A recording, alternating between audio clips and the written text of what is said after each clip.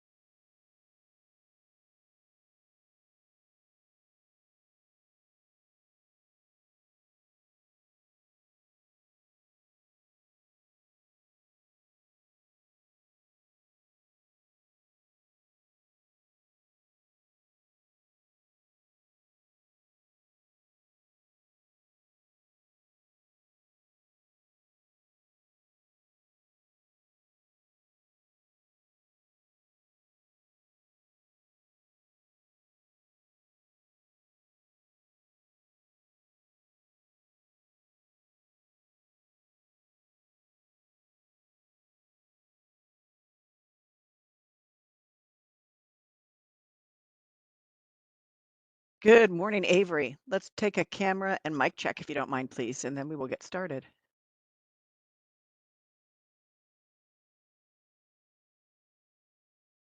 Good morning. Can you hear me? Yeah, I can see and hear you. Awesome. Thank you. Awesome. Thank you.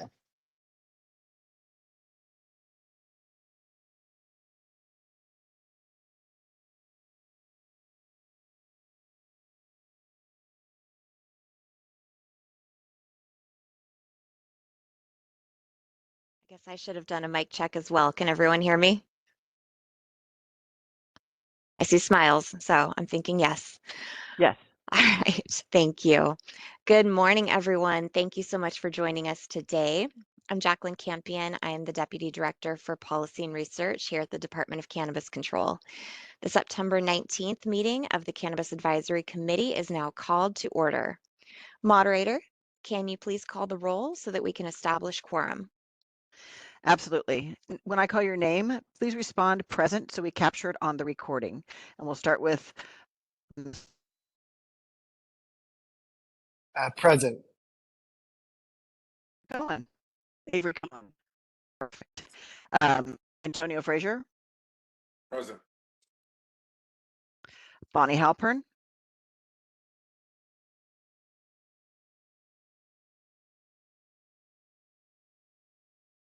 okay, we don't have that. Kristen Heidelbach, Present. Diana Present. and Brandon Levine, Present. Sarah Payan, Present. Michael Paulson,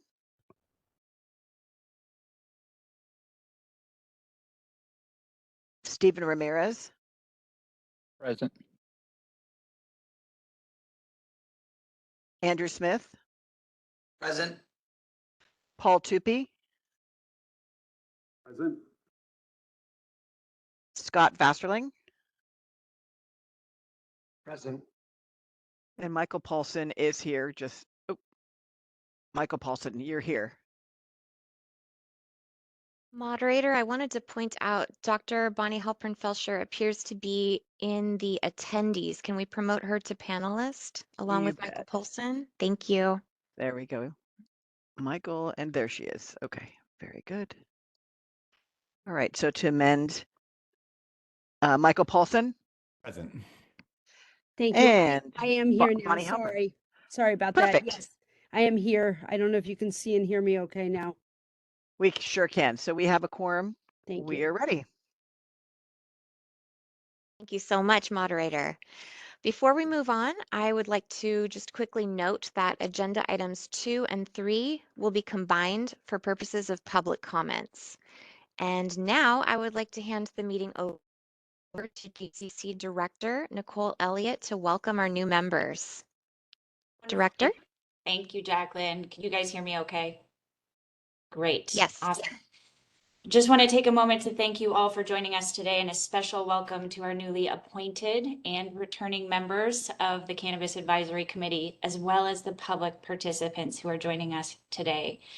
Your presence is vital to the progress we are making in shaping the future of California's cannabis regulatory landscape. As you know, the Department of Cannabis Control was established with a vision to create a streamlined, efficient, and transparent framework that serves licensees, applicants, local government, and the public with integrity. Our consolidation in 2021 unified 3 former state programs, a critical step that enhances our ability to deliver clear, consistent, and accessible regulation. The core mission is rooted in improving public safety, advancing consumer and youth protection, and ensuring that our regulatory structure fosters a sustainable market.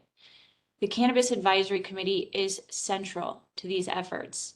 Your input and expertise will help shape our ongoing pursuit of a regulatory framework that works for all Californians.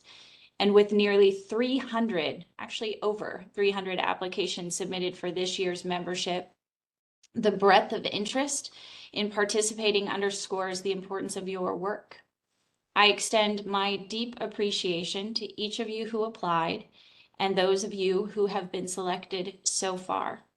The diversity of knowledge and lived experience in this virtual room from local government, labor, agriculture, health, law enforcement, and beyond ensures that our policy will be informed by a wide range of perspectives, grounded in evidence, and responsive to the needs of our stakeholders. It is through the open dialogue here that we, the department, will refine our approaches, and I encourage robust participation for that reason, particularly in public comment periods and subcommittee sessions where that stakeholder input is going to be vital. As we move forward, I want to underscore the DCC's commitment to data-driven, science-based policymaking. At the same time, we also recognize the importance of lived experience. Government policy, especially in dynamic sectors like cannabis, have profound impacts on individuals, businesses, and communities.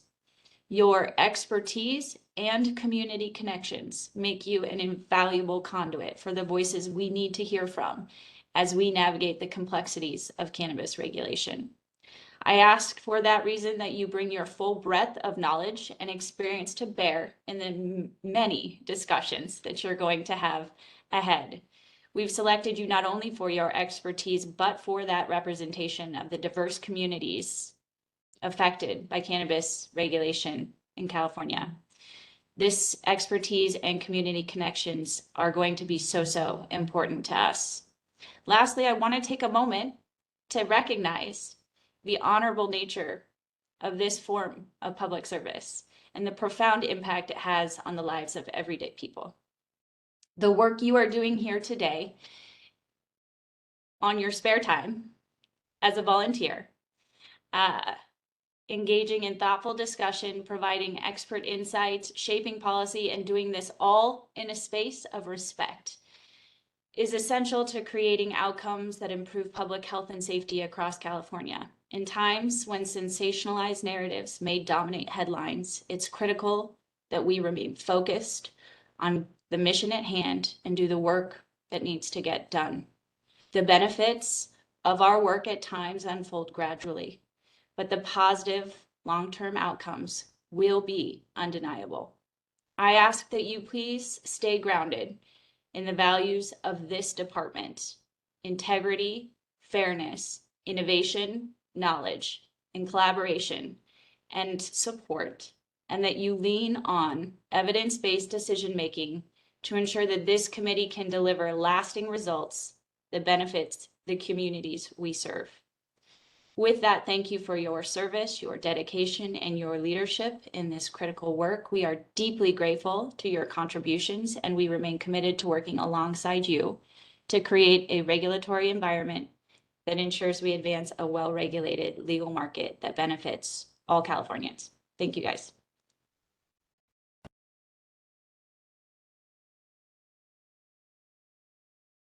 Thank you, Director Elliott.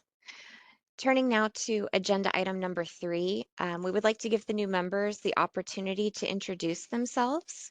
If you could state your name and give a few brief remarks on your background. Let's see, who should we start with? I'm going to ask the moderator to call the roll, and when your name is called, if you could just state your name and give a few brief remarks on your background to introduce the new members. Thank you. Moderator? All right, let's start off with Avery Cohen. Hey everyone, my name is Avery Cohen. My background is primarily in cultivation, both at full-term facilities and nurseries, and I also now work in public health and workplace safety. Excited to be here. Thank you. Antonio Frazier. I am Antonio Frazier, been in the cannabis lab world for about 8 years now. I've been doing testing labs for over a decade and a half. Served on the first term with the CAC, excited to continue. And that's about it. Also, patient safety and any kind of medicinal use is also a focus of mine. Wonderful. Bonnie Halpern. Hi, good morning. I'm Bonnie Halpern-Felsher. I'm a professor of pediatrics in adolescent medicine at Stanford University, a developmental psychologist by training with more training in adolescent and young adult health. And I focus on reasons and decision-making around adolescent drug use, including cannabis, and then develop preventions and inform policies for some of the work I do. Thank you. Thank you. Kristen Heidelbach. Good morning. My name is Kristen Heidelbach. I serve as cannabis legislative advocate for UFCW Western States Council. UFCW represents thousands of cannabis workers here in the state of California. My particular position is obviously helping with legislation and also regulatory issues, protecting workers. UFCW Western States Council is the legislative political coordinating body for 11 UFCW locals in California and Arizona and Nevada. Happy to be here. I've been in the labor movement, unfortunately, about 20 years. Not unfortunately, 20 years feels like a long time to be in this space, but happy to be here and appreciate coming back to the CAC. Thank you. Thank you. Diana. Hello, everyone. Thank you so much for having me. My name is Diana Huynh. I been working in the industry since about 2019 as Humble Root Events and Outreach Director. Humble Root is a delivery service. We are social equity, so I also work closely with CORE as an ambassador for CORE as well. CORE is the Cannabis Opportunities Reinvestment program here in Sacramento, and I'm happy to be here. So thank you for having me. Thank you. All right, Brandon. Hi, Brandon Levine here. Thanks for putting all this together. I am the CEO and founder of Mercy Wellness, Doobie Nights, and a whole list of brands. Hands-on in every facet of the industry, from cultivation, manufacturing, distribution, and now on-site consumption with some high-volume retail facilities as well. We've been operating since 2010 under a use permit in Cotati, so compliantly since 2010, and have a long history before that, kind of just growing up in the cannabis industry with cannabis in my life since I was born. So I come with a few connections, so I'd love to be able to utilize what assets I have to help make positive change. Thank you. Thank you. Sarah. Hello, everyone. I am Sarah Payan. I am a public policy advocate, strategic consultant, and an educator. I have created curriculum for both higher or learning institutions and also healthcare institutions. I'm also a very staunch patient advocate, and I was co-chair of the legalization task force for San Francisco, and I'm very happy to be returning and working with all of these wonderful colleagues. Thank you. Thank you. Michael Paulson.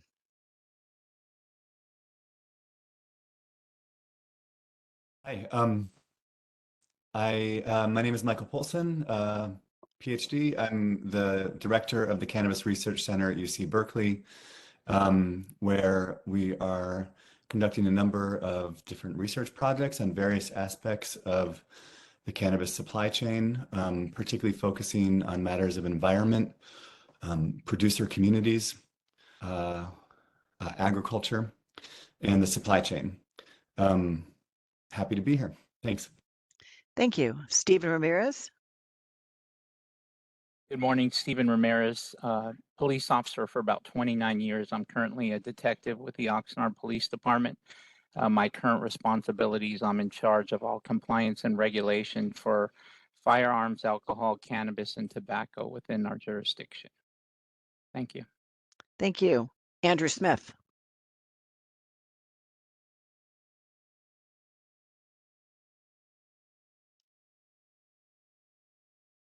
Andrew.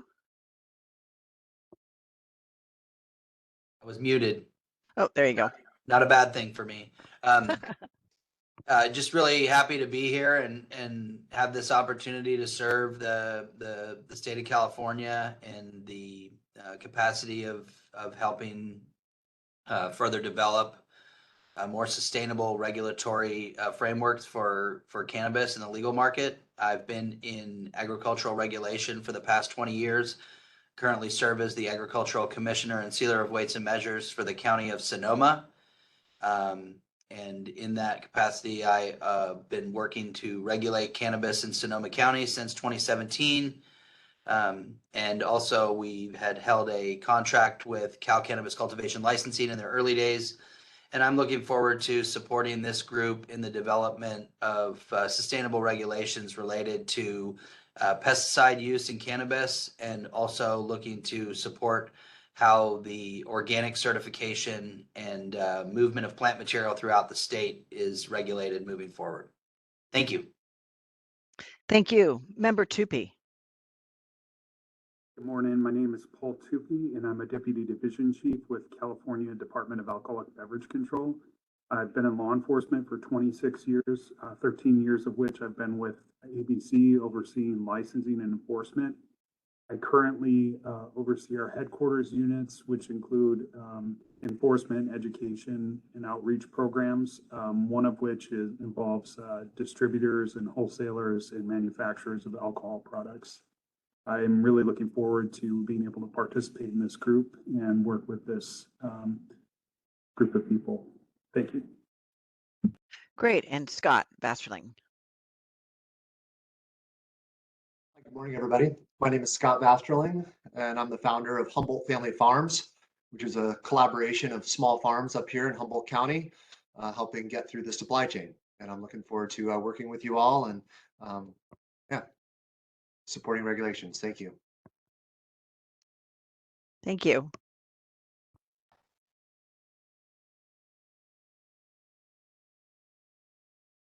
Thank you so much, everyone.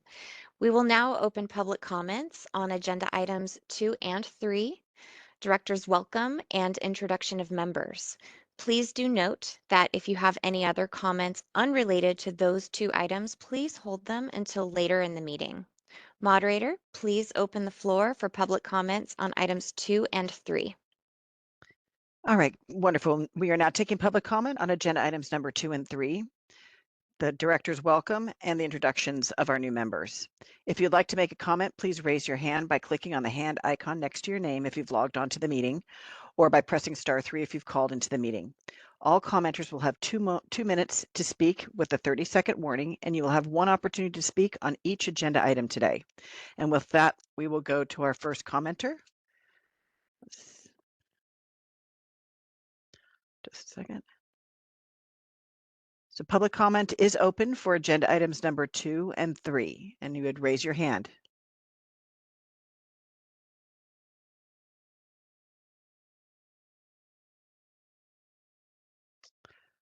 Does anyone have public comment on items 2 or 3? And if not, we can close public comment on that agenda.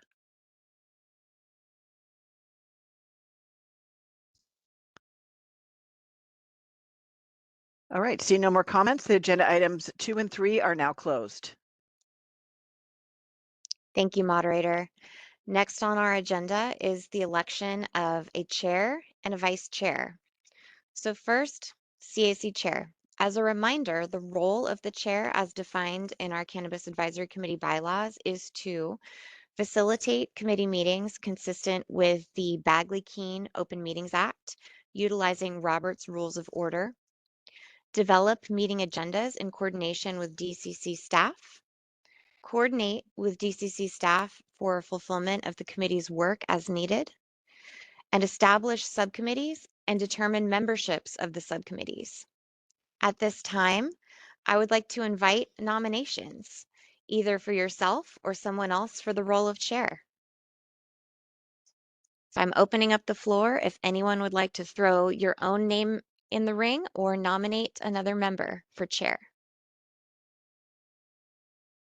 Jacqueline, I'd like to nominate myself. This is Sarah Payan. Thank you so much, Sarah.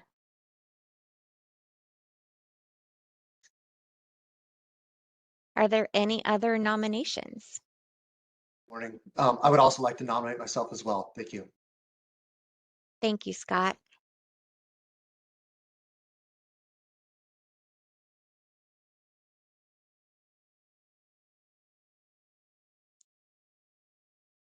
Are there any other nominations?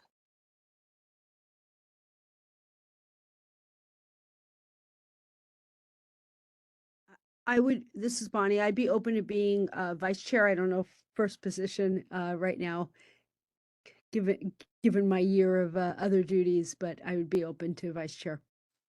Thank you so much, Bonnie. We'll pivot to vice chair right after this. Oh, sorry. No, you're perfect. Thank you. Are there any other nominations or are there any seconds for the existing nominations? I would like to, what's that? That's for president and chair and vice chair. Of this. Oh, of just vice chair. So this is the president and vice chair of the whole thing. I think I'll hold off for now then. Sorry. Thank you, Brandon. So we have 2 right now, 2 nominations to make sure. We have correct. We have 2 nominations, Sarah Payan and Scott Vasterling. Do we have any seconds or any other nominations? I'll second Sarah's. And I would second Scott's.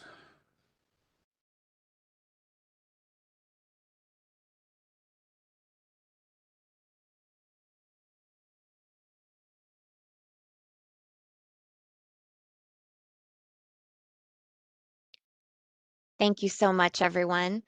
At this time, I would like to ask the moderator to please call the roll for a vote. So sorry. At this time, I would like to ask the moderator to open up public comment. Then we will take a vote. Thank you. All right, good morning again. We are now taking public comment on agenda item number 4, and that is the election of a chair and vice chair. If you'd like to make a comment, please raise your hand by clicking the hand icon next to your name if you've logged into the meeting, or by pressing *3 if you've called into the meeting. All commenters will have 2 minutes to speak with a 30-second warning, and will have 1 opportunity to speak on this agenda item. And with that, we'll go to our first commenter. So if you would see here.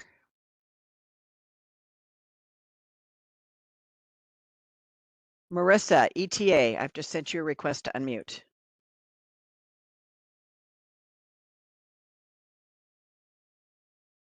Marissa?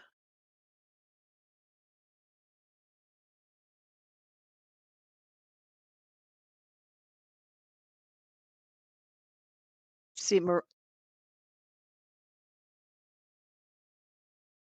there you are.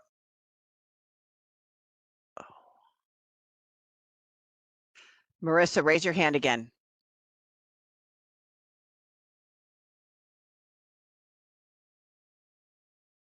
Marissa, yeah, there you go.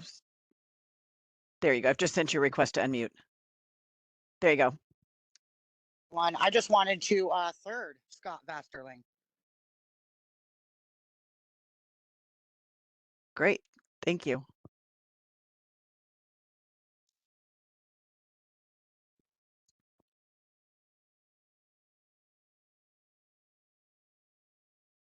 We are still open for public comment on agenda item number 4.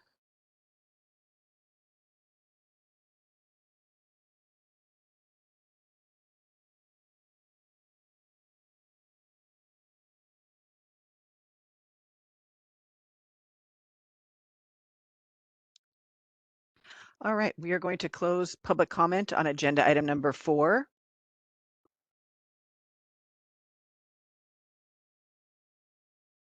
Thank you, moderator. Seeing no more public comment, the public comment session is closed. Moderator, would you please call the roll? And members, when your name is called, please voice your choice for the chair. Thank you. All right. Avery, Member Cohen, Sarah, Member Frazier, Scott Vasterling, Member Halpern, Sarah, please. Member Heidelbach, Sarah. Member Huynh, Sarah. Member Levine, Scott Vasterling. Member Payan, Myself.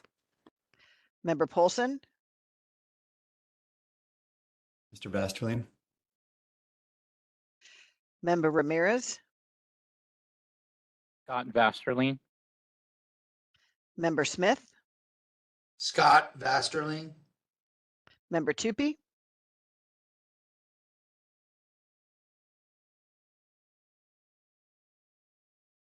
Member Sarah. Tupy, Sarah, and Member Vasterling. Myself, thank you.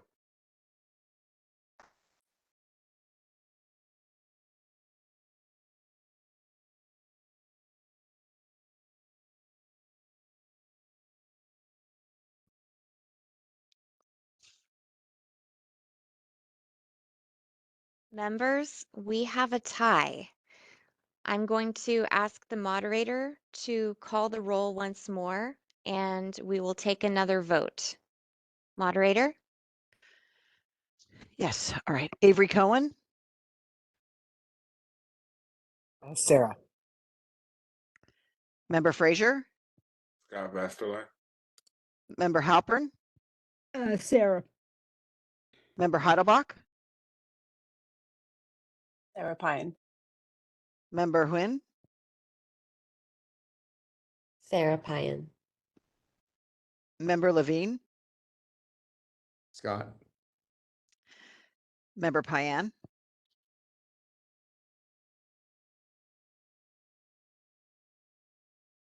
Sorry, technical difficulty. Myself. Member Polson, Scott Westerling, Member Ramirez, Scott Vasterling, Member Smith, Scott Vasterling, Member Tupy, Sarah. and Member Vasterling.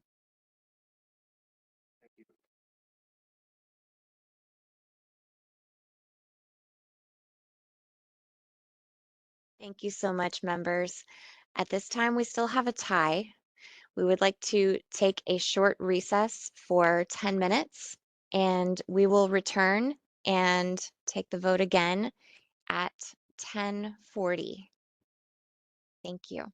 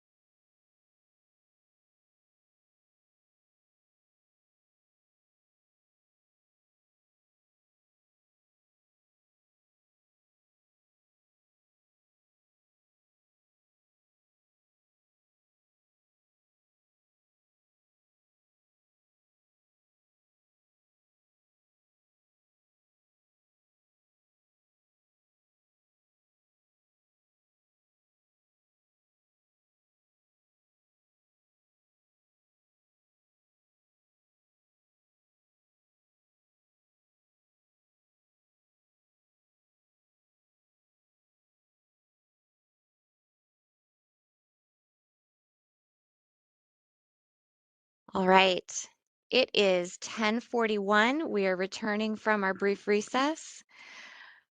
We last left off with a tie for the vote for CAC chair. So before I ask for a revote, I would like to ask the members, is there any interest in moving forward with nominations for vice chair? Are the currently interested members still interested in being chair?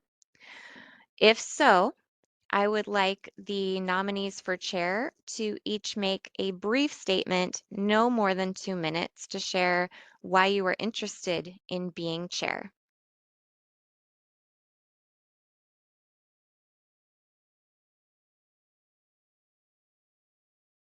Hi, Jacqueline. I would like to say that I've been in the industry for over a decade and I care very deeply about what happens in our state and policy. That being said, it's very important that the voices of the farmers are heard, and the work that Scott has done is amazing, and I fully support there being leadership from the place where if we did not have the farmers, we would not have an industry. And I would be more than happy to be his vice.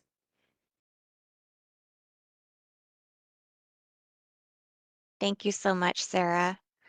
Scott, would you like to share a brief statement about why you would be interested in being chair?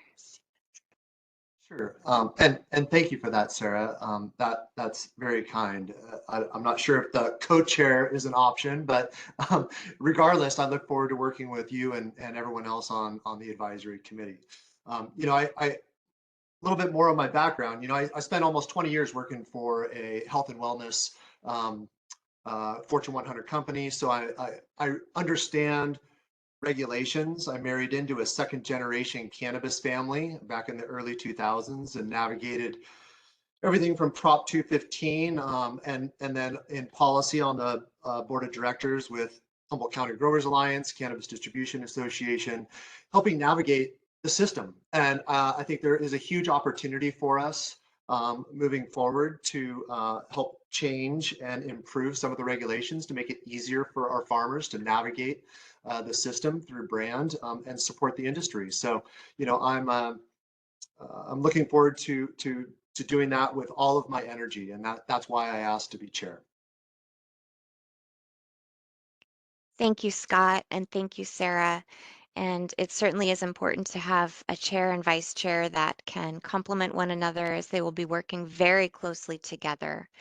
I think what I heard was a nomination that Scott be chair, and I heard interest from Sarah as vice chair. Is that correct? That is correct. Okay. Then I would like to move forward with is there a second for that nomination, first of all? That combo, I second that combo or that package, or however you might describe it. Yes. Thank you. Thank you, Antonio. I would like us to move forward with the vote for the chair, and then we will pivot to vice chair. Moderator, could you please call the roll? And members, when your name is called, please voice your vote. Perfect. Avery Cohen. Scott. Antonio, or Member Frazier. Scott. Member Halpern. So I'm sorry. So is it now is it still just Scott, or is it still Scott and Sarah? I believe we're just Scott. Just Scott. Okay. Okay. So Scott, thank you. All right. Member Heidelbach. Scott. Member Huynh. Scott. Member Levine. Scott. Member Payan. Scott. Member Paulson. Scott. Member Ramirez. Scott. Member Smith. Scott. Member Tupy. Scott. And Member Vasterling. Myself, thank you. Excellent.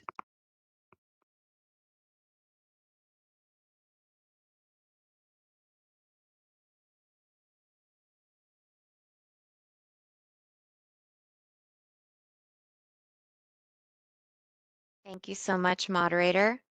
And welcome Scott as the new chair of the CAC. At this time, I would like to ask for nominations for vice chair. I nominate Sarah Payne.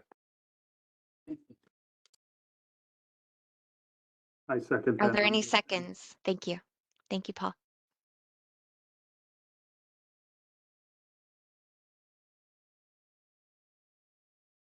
Are there other nominations for vice chair?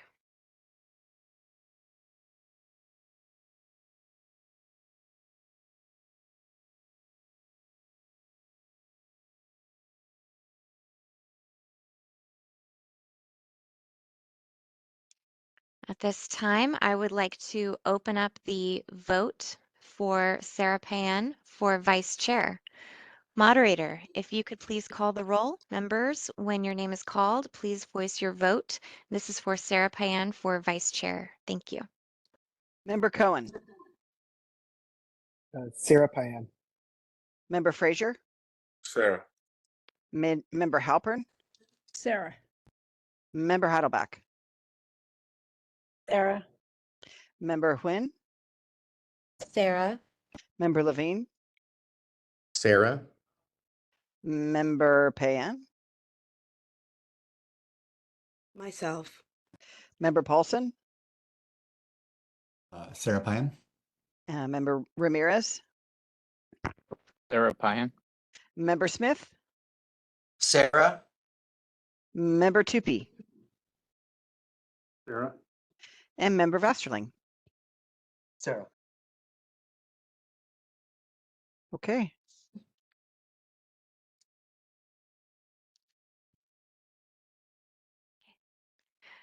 Thank you so much, members. Welcome Sarah Payan as our vice chair.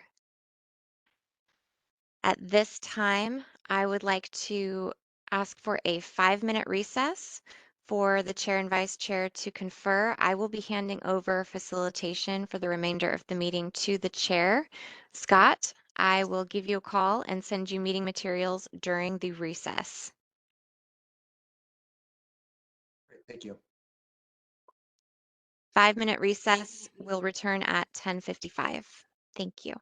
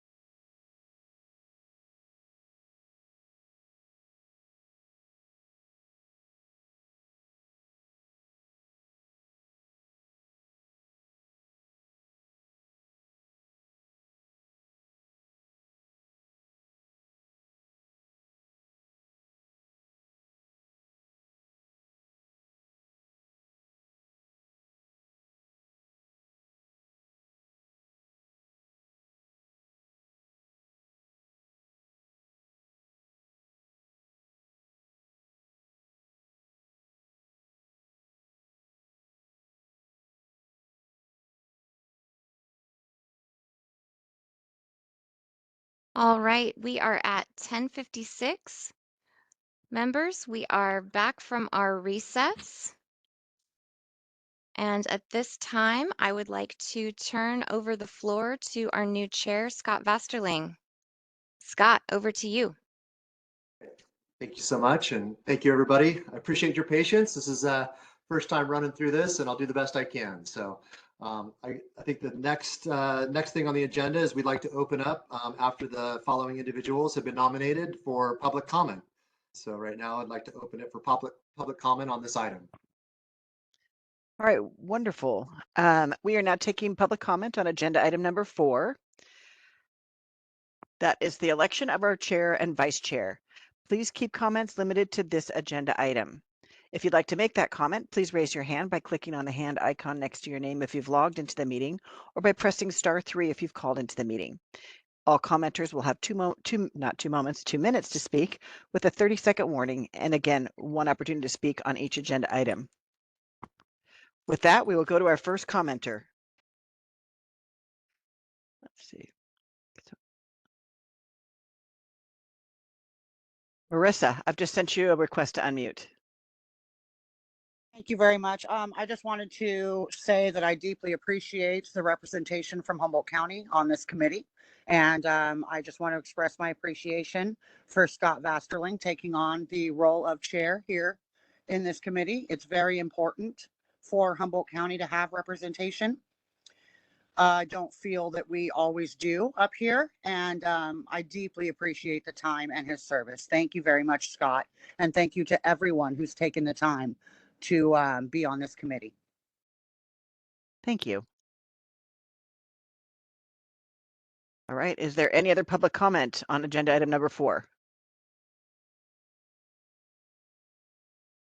All right, we were going to close public comment for agenda number 4, item number 4. Great, thank you, moderator. Let's go ahead and move over to agenda item number 5 with the adoption of March meeting minutes, discussion of possible action. So our next item of business is to adopt the meeting minutes from the March meeting. Although most of the members now present were not members at that time, we still have the authority to approve the minutes drafted by the department. I open the floor to any members who have any comments on the minutes.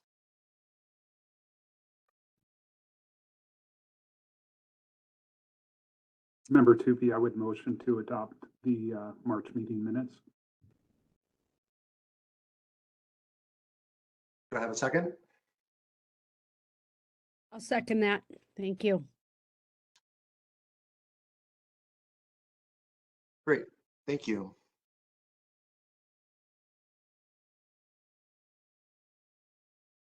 Do we have public comments at this time? Yeah, well, let's open up public comment for agenda item number 5.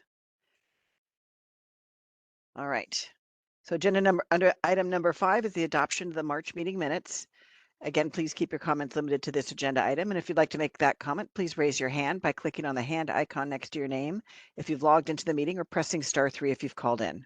All commenters will have 2 minutes to speak with a 30-second warning, and we'll have 1 opportunity to speak on each agenda item.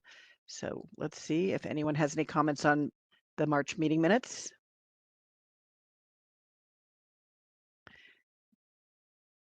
And Chair Vasterling, it looks like there are no comments on the adoption of the March meeting minutes. Okay, thank you. Can we then move to taking a vote? Yes. All right. So we're going to take a vote on adopting the meeting minutes. So when I call your name, can you please just do a verbal yay or nay? Member Cohen? Yay. Member Frazier? Yay. Member Halpern? Yay. Member Heidelbach? Member Huynh? Yay. Member Levine? Yay. Vice Chair Payan? Yay. Member Paulson?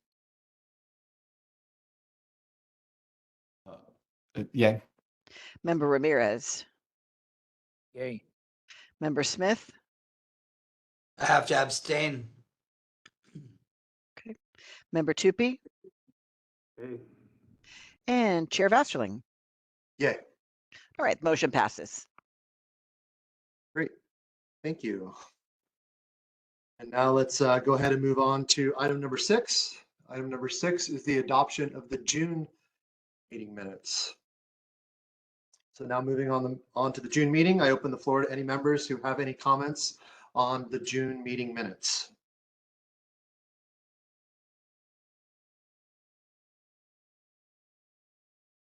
Okay, hearing none, let's go ahead and open it to public comments.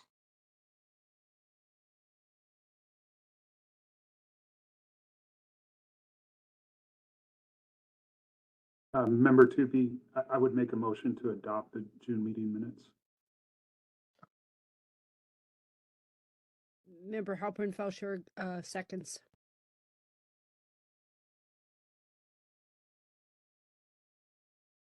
Excuse me, I was muted. Now, the public comment is now open for agenda item number 6. And we'll review this again. If you'd like to make a comment, please raise your hand by clicking the hand icon next to your name or by pressing *3. All commenters will have 2 minutes to speak with a 30-second warning, and we'll have 1 opportunity to speak on this agenda item. So let's see, does anyone have any feedback or comment?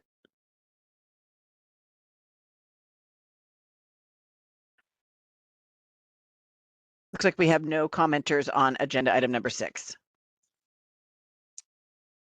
Okay, great. Can we go ahead and move to take the vote, please? Absolutely. All right. Member Cohen. Yay. Member Frazier. Yeah. Member Halpern. Yay. Member Heidelbach. Yay. Member Huynh.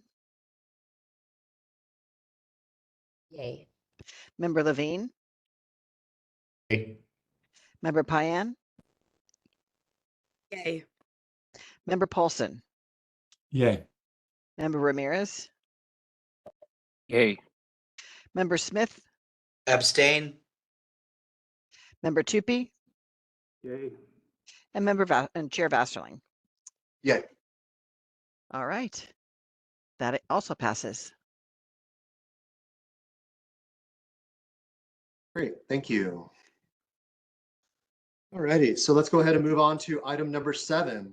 Item number 7 is public comments for items that are not on the agenda. We invite members of the public to submit comments at this time for anything that is not on today's agenda. Moderator, are you able to please open comment for the public? Yep, and I'm going to go through this one more time. We are now taking public comment on agenda item number 7. If you'd like to make a comment on agenda item number 7, please raise your hand by clicking the hand icon next to your name if you've logged on to the meeting, or by pressing *3 if you've called in. All commenters will have 2 minutes to speak with a 30-second warning, and we'll have 1 opportunity to speak on this agenda item. And with that, we go to our first commenter, Ross Gordon. I've just sent you a request to unmute.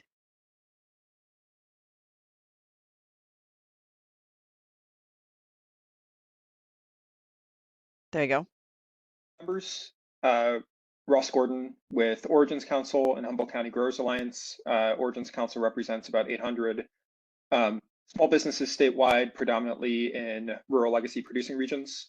Wanted to comment on some issues related to cultivation regulations, but regulations which are not part of the rulemaking package. So I actually don't know if it's appropriate for me to be commenting here or on the latter agenda item. Maybe I'll go ahead, and please cut me off if you prefer these comments to be on the latter agenda item. The comment letter we submitted on the cultivation regulations today does include a number of comments on what is in those regulations, but I think maybe even more importantly, contains some extensive comment on what is not included in those regulations. And there's a number of issues which small cultivators have really been facing for the past 7 years since we had our first set of statewide regulations, which are quite high priority, which haven't yet been addressed. And we think there's a really tremendous opportunity if the department is planning to move forward with cultivation regulations to address some of these issues. And on the flip side, I'd say we'd be concerned if the department were to move forward with a cultivation regulatory package and not address some of these high priority issues. So understanding time here is limited. We discussed these in detail in our letter. I'll just briefly flag a few of the things which we think are really important to address. One, I want to just make sure that to flag the questions about testing reliability we've seen in the press recently. I think have really major implications along the entire supply chain and certainly for consumers. And just want to make sure that's something which 30 receives seconds. appropriate attention. The practice of tagging every single plant in metric, I'm sure you've heard a lot about. There was legislation passed last year to address this. I think it's really important that we finally take some action to address that. Reevaluating and reducing state licensing fees to better align with market conditions, as well as action to address barriers to transportation among farmers, and action related to implementation of the Appalachians program. And there's a number of other issues identified in our letter. Maybe other folks will have an opportunity to speak to them, but really just want to emphasize the opportunity to address many of these issues which are not right now proposed in those cultivation regulations. Thank you. Thank you. All right, Adrian Keys, I've sent you a request to unmute.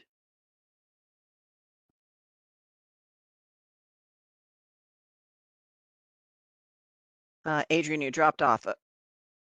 So we're going to go to call in user number 18. I've sent you a request to unmute.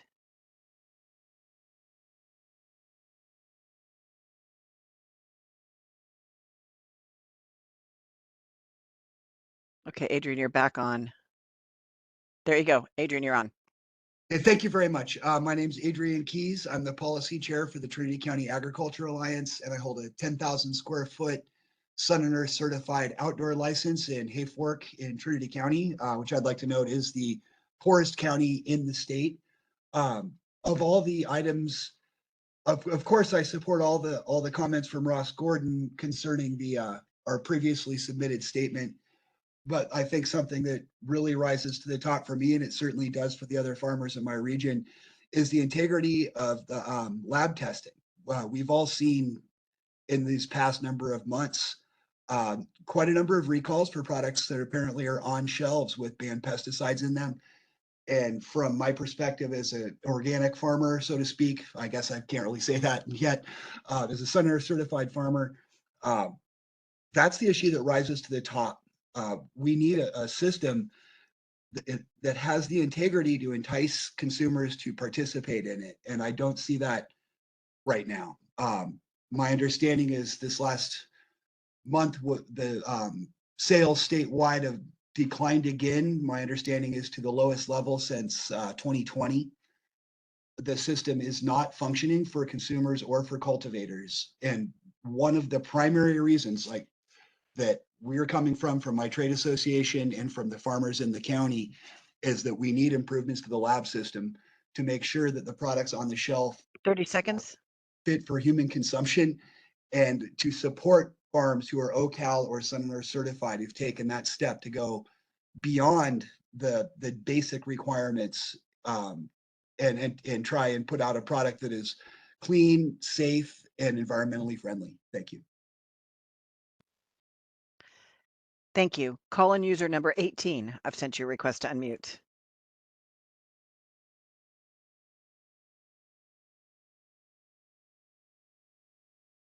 Press *3. You've called into the meeting. Press *3 to unmute. Okay, we're going to move on to Dan Geratos.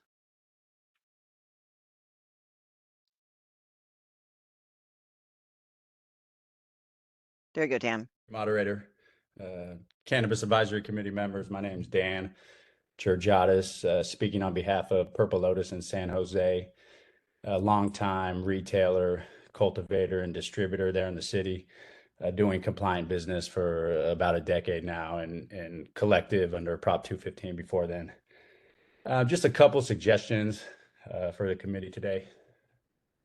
I think the formation of a tax and finance subcommittee would be recommendable here.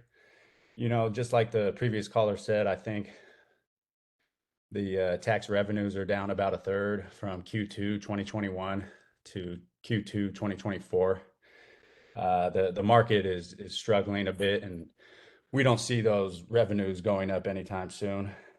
So just digging into the details a little bit in that subcommittee, and with potential suggestions, you know, on the structure, and perhaps lowering the excise tax rate to go ahead and increase that tax base and make the legal market more competitive with the illicit market. I think the illicit market's getting even more brazen, and they're marketing and packaging and labeling tactics right now. I think we all see that. So we can protect the public in that manner. And then number two, I think a more imminent and feasible change to the regulatory to the DCC cannabis regulations there would be to amend the allowable operating hours for retailers from 30 seconds. 10 p.m. to 11 p.m.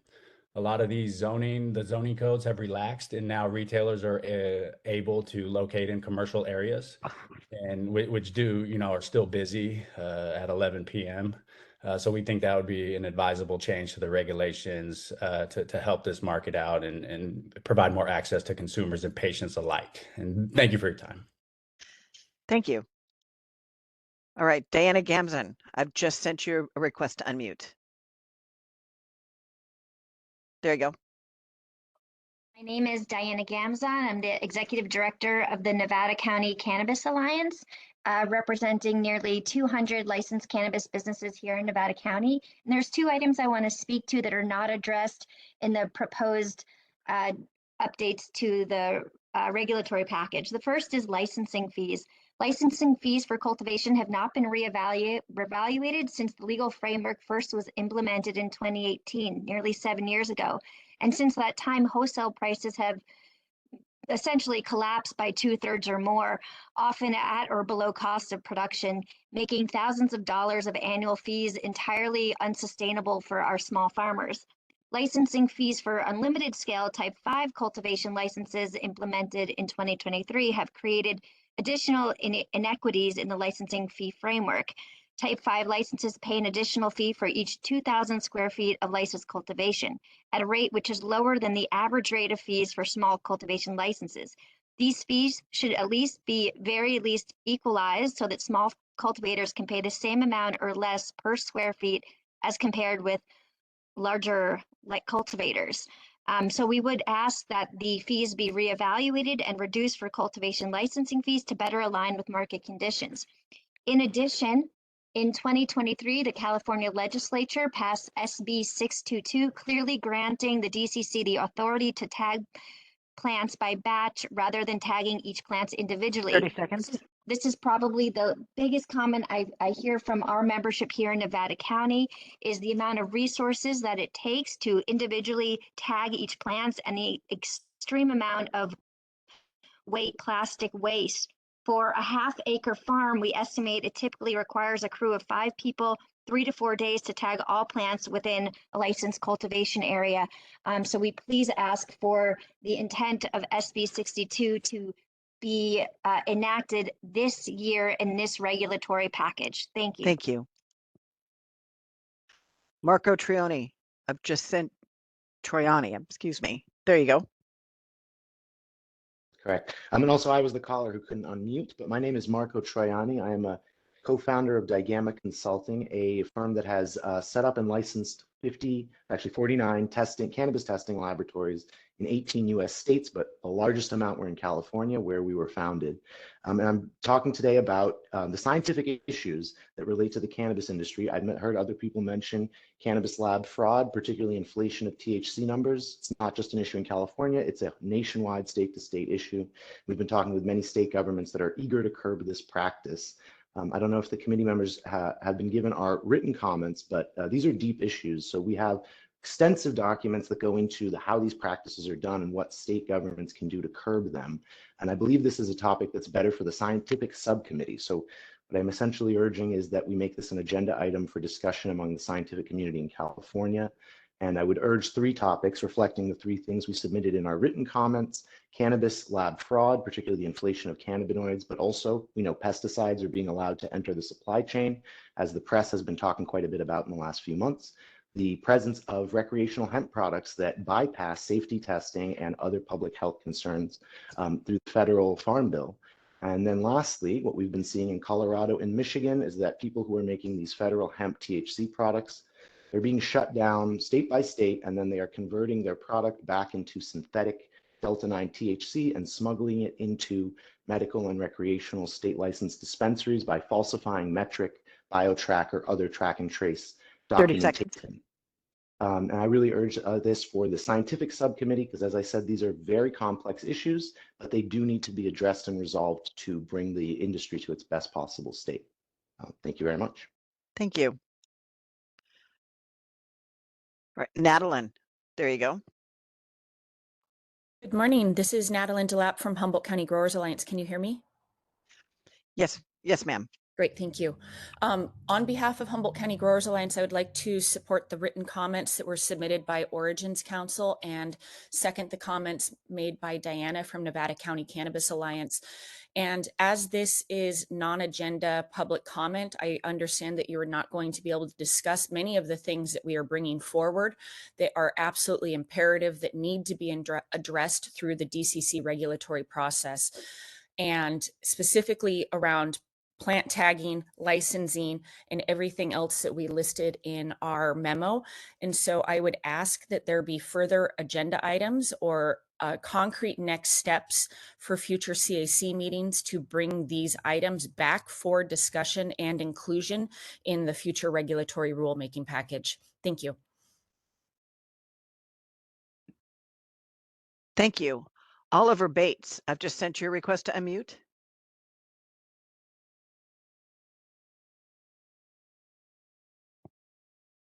There you go. Time to have public comment on things that aren't on the agenda. My name is Oliver Bates, and I'm president of the Big Sur Farmers Association. I represent 64 very small farmers in Big Sur that have experienced many hurdles to licensing. But we would request that this committee at some point go back to address and look at micro business and cottage license types, as the licensing regulation has been weaponized to recriminalize legacy cannabis growers in Monterey and Santa Cruz County.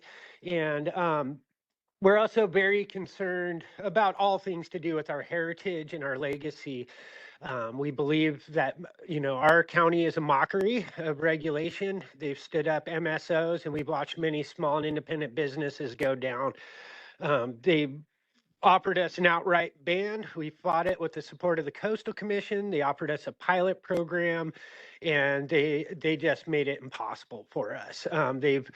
They've been awarded 3 grants by the DCC, specifically for our cause in Big Sur, all of which they paid their staff with and then sent the money back. So we'd really like to see some of that addressed. And then also one of our major concerns is appellations regulations with the CDFA. I don't see it mentioned in this work, and for outdoor growers and for actual California cannabis, this will be a very important tool that really separates us even more from the rest of the markets in the world. And we find it to be very important. But I will say down here, since I have just a little bit more time, the license players have all been eating each other in a circle until now. We only have a few big MSOs and then a few giant agriculture families that are doing this. But their prices have stagnated.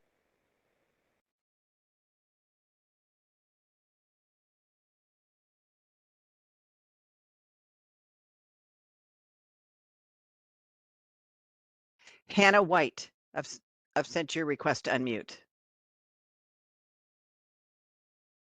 Hi, thank you very much. I appreciate this opportunity to address the CAC. Thank you for everyone for volunteering here. And as a cannabis cultivator in Humboldt County and policy chair of Humboldt County Growers Alliance, I would like to bring a couple items up that have been addressed in the OC comments and as well as Nevada County, and really would like to flag the importance of removing the requirements to individually tag each cannabis plant and metric, and waiving 24/7 surveillance and alarm system requirements for vertical integration connected with an outdoor cultivation site.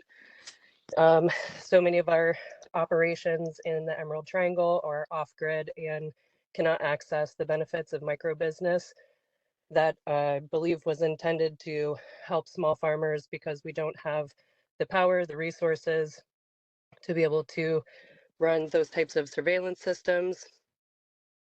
Also, facilitating the ability for small cultivators to transport product by waiving the $2 million general liability insurance requirement for distribution, transport only self-distribution license. These are tools that would be really helpful to have access for as small cultivators. These costs of overhead keep them inaccessible tools. The cost of tagging metric plants individually is 30 seconds. wild and unavailable. Our market conditions are so exacerbated. It's so hard to make a profit for these small businesses, and we need these supports through policy to help us retain our space in this market. Thank you. Thank you. John Brower, I've just sent you a request to unmute. There you go.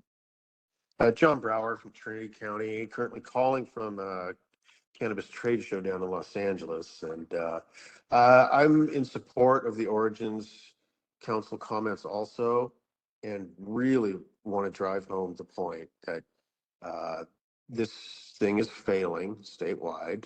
And we've watched that over time. It's been a very steady decline. And we're really in an important window of opportunity here to straighten out the quality assurance for California cannabis. If California can't get this right, it would be a tremendous tragedy. This thing got handed to the state regulators on a silver platter with the 3 MRSA bills, and then Prop 64 passed, and now we find ourselves in a spot where very few consumers have a good reason to choose the regulated market. Perhaps you guys can stand up a subcommittee to deal with quality assurance generally that could also take on some of these chores as far as straightening out the lab testing problems that everybody's talking about now. And I think that needs to be the top priority at this point. There are some other items on the agenda that are pretty thoughtful and pretty obvious changes that the industry's been pushing for years. And that's great that you're taking those up. But 30 seconds. But the real issue at hand right now is to straighten out this quality assurance matter and do it rapidly. The Californians need to believe in this system. So DCC, get your act together with the labs right away. Thank you.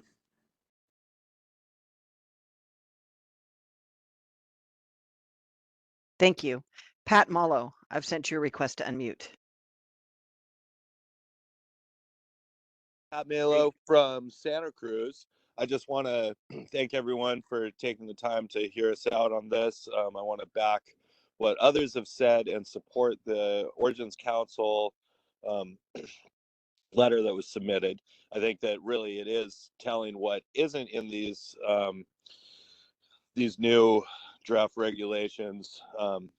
And I think others have addressed that, but I just want to echo that the plant tag issue is a real one, even though we are dealing with much larger structural issues as well. I want to just say a little bit about what Santa Cruz is going through. In the medical era, we had in the 2015 time, we had hundreds of people who were going through this process at the local level. Only a handful got through, and that handful has been struggling with both state and local regulations this whole time, and we've made not a lot of progress towards what we set out to do as a state and what the voters voted for, of having a legal, taxed and regulated marketplace that incorporated the large existing industry that spread throughout the state before. And we're having a really hard time with keeping up with the unlicensed folks, and the 30 large seconds. criminal grows that have taken up in certain parts of the state. And we need to get back to the drawing board and readdress how we get the smallest, best producers licensed and support them. So thank you. And I know that's a little general, but I think we have a general crisis on our hands. Bye. Thank you. All right, Dustin Gibbons, I've sent you a request to unmute.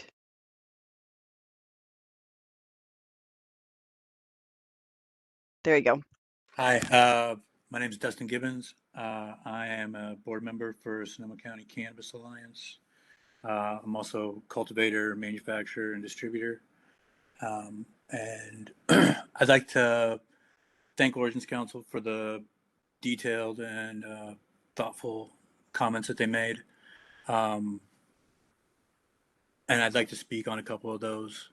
As a cultivator, I mean, we're seeing revenues of 30% of where they were when these regulations and licensing fees were written. So, my comments really are around some things that'll help relieve some of this pressure on the farmers. One, an easy one, it's already been spoken to a few times. SB 622 gave the DCC the tools they need to allow for batch tagging of mature cannabis plants in metric. I'd definitely like to urge the committee to, implement something to make this happen. Also, reevaluating and reducing the cultivation licensing fees. With the lack of revenue and the increasing costs of 30 production. seconds. It makes sense that we take a look at this and try to give the remaining farmers some tools for success. So thanks for your time. Thank you. Madeleine in Armenia, Mania, excuse me, just sent you a request to unmute. I wanted to talk about delivery services. So I'm based in Los Angeles. I'm an owner of delivery service, and it's a total mess in delivery service system and everything.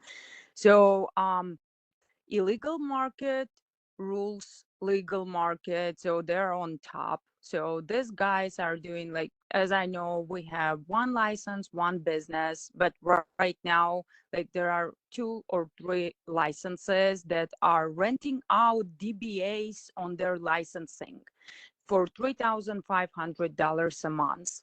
And these stores, they have about like 12, what I know, from like West Hollywood, Los Angeles area.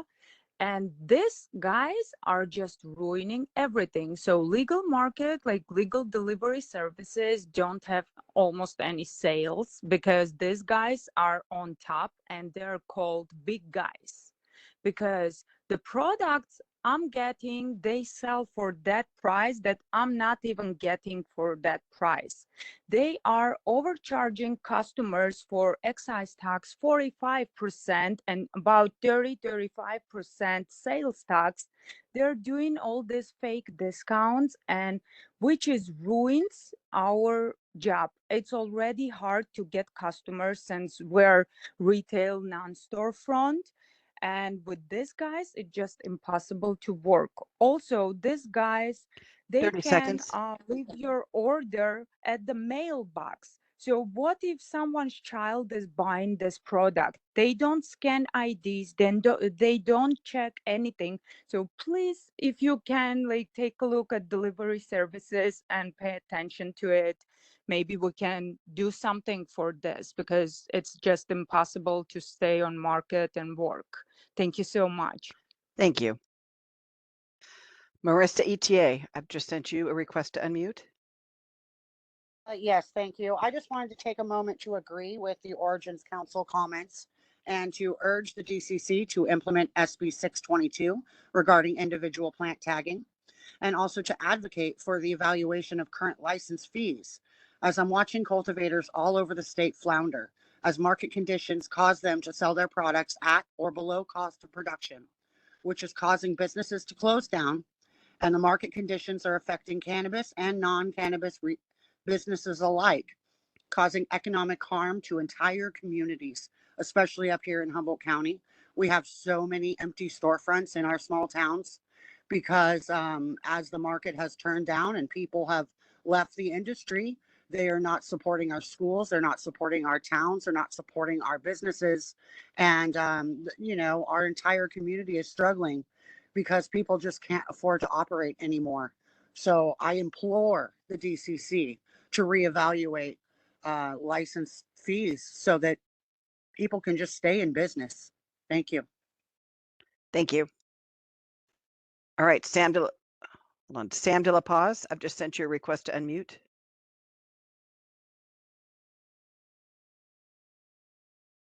And I'd like to welcome all the new committee members and thank you for your time and dedication to these important meetings. I just wanted to basically support Origins Council's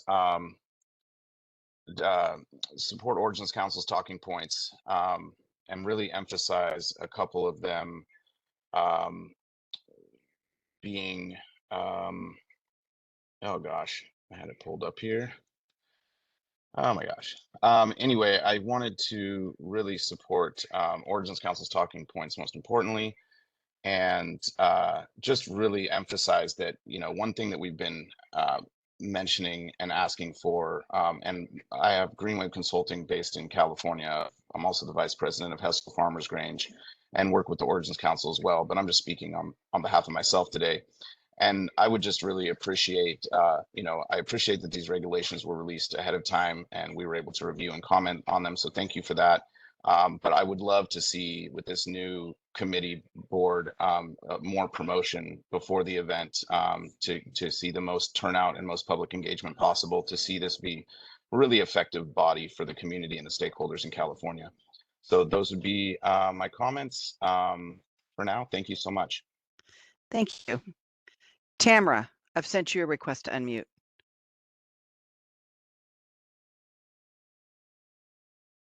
We're out in the hills of Mendocino County, and I'm so glad I got to go later because there were so many great comments. I want to second my support for implementing the use of not having to tag every plant. And I'd like to, in general, speak to a few items regarding I know this sounds hyperbolic, but we're in an extinction event. We're in a collapse of the market and an extinction event for small craft farmers like myself. One of the stated goals of the DCC on their website and through Prop 64 is to reduce engagement with the unregulated market. And what I see as the best way to do that is to reduce barriers of entry, reduce taxes, and reduce bureaucracy for those of us who are fighting through the regulated market. So no tagging of individual plants. Let's batch tag these plants. It's already been okayed. I loved what Diana said about licensing fees. I've been horrified by the fact that the largest operators in the state have the lowest per square foot licensing fees. And they also have a tool that already exists. And I would urge this committee to suggest the use of that tool for smaller licensees so that we can have a varying scale of licenses based on our true cultivation canopy. Also, finally, as a reduction of barrier to entry and to promote small craft, rural small businesses, I would urge you to consider all possibilities that allow delivery through a delivery license to retailers, to transport license to deliver to retailers, and to allow testing on site by cultivators. You trust us to grow it. You trust us to care for it. Why can't we drive it and test it? Please help small growers survive in this industry. Thank you. Tyler Everett, I've sent you a request to unmute.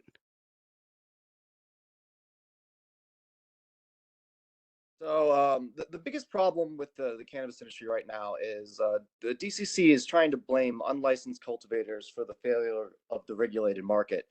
And that isn't accurate. It's kind of the opposite. licensed cultivators are now the source of the majority of black market cannabis being trafficked out of state. That means the state is taxing the cannabis that's being trafficked out of state, basically operating like a racketeering ring. The burner distributor is a feature, not a bug. If you guys wanted to close this, you could have closed this a long time ago. Metric is being used as a legal buffer to protect the state from liability while getting money from the cannabis that's being trafficked out of state. Large corporations are backdooring the products onto the black market just above their low cost of production, and they are crashing the value of bulk material on the market for everyone. So unless you close this loophole, the regulated market doesn't have any legitimacy whatsoever. Thank you. Thank you. Indy Riggs, I've just sent you a request to unmute.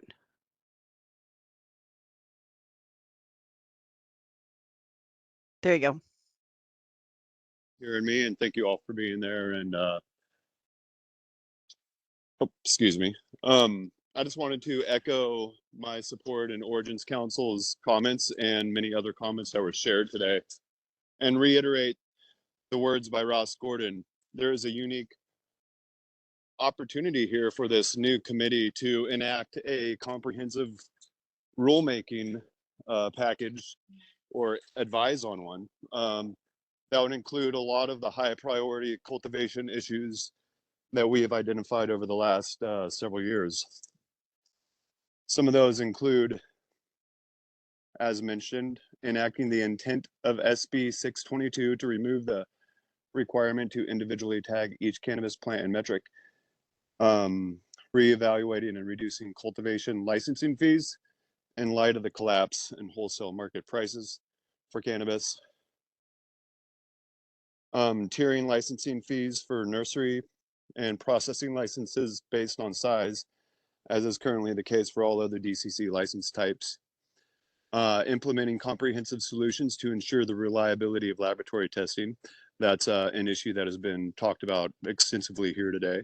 And that is something that would provide more market share for cannabis cultivators like myself that are Senator certified. So there is a unique opportunity here for this new committee to work for us, where these regulations seemingly have been over these years working against small cultivators.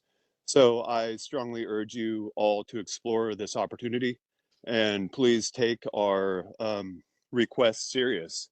There is this unique and exceptional opportunity for you all to help us out here. So thank you all very much, and have a great day. Thank you. Sarah Armstrong, I've sent you a request to unmute.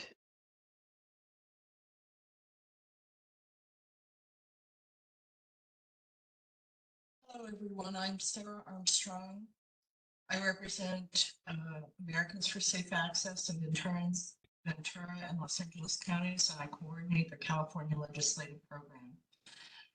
The governor has recently proposed emergency regulations to curb access to intoxicating hemp products by children. ASA supports this, but we would like a carve out for tinctures that help children with very severe seizure problems. These are emergency regulations. I would ask that you convene a special session with the appropriate subcommittee to understand better how this broad prohibition would affect these very, very sick children, and what can be done for a carve out that would allow tinctures to continue to be sold. This is a vital thing, and because the emergency regulations will happen very quickly, but must be renewed, even if it takes you a little while to understand the problem and make recommendations, they would still be helpful. An emergency session by the appropriate subcommittee should include the doctors who prescribe and use these tinctures for their young patients, as well as people from the governor's office and the DCC who could explain 30 seconds. Why the prohibition is so broad and what can be done to affect this carve out. Once again, once these items are banned, legal access ends, and this will have horrible, horrible repercussions for very, very sick children. Please act on this as soon as you can. Thank you. Sequoia Hudson, I've sent you a request to unmute.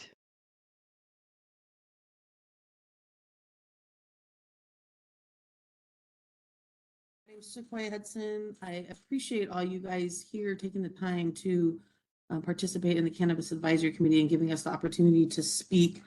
I am a small farmer from rural Northern California. I also have been involved with a group of farmers that had tried to put together a model of distribution for after a co-op that has recently subsided and had to go out of business for various reasons.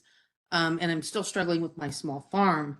And, you know, there's been a lot of reasons why we've been struggling over the years, and it all comes down to like cost and bureaucracy.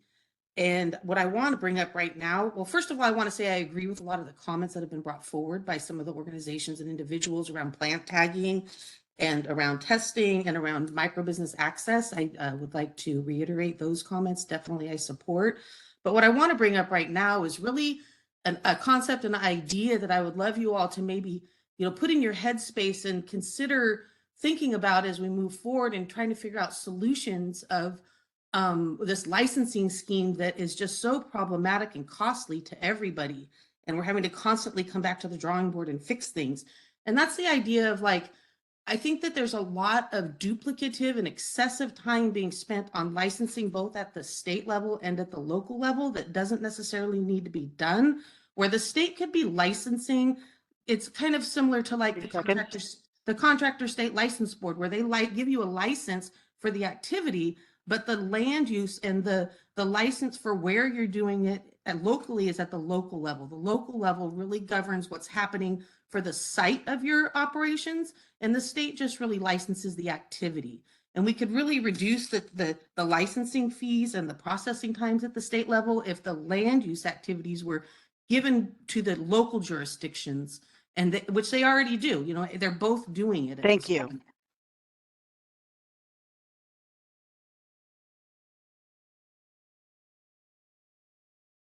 All right. Are there any other public comment on agenda item number 7?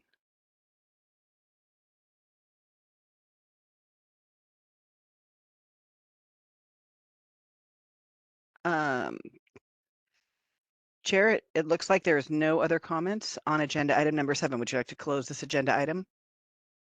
Yes, please. Thank you, everybody, for your comments.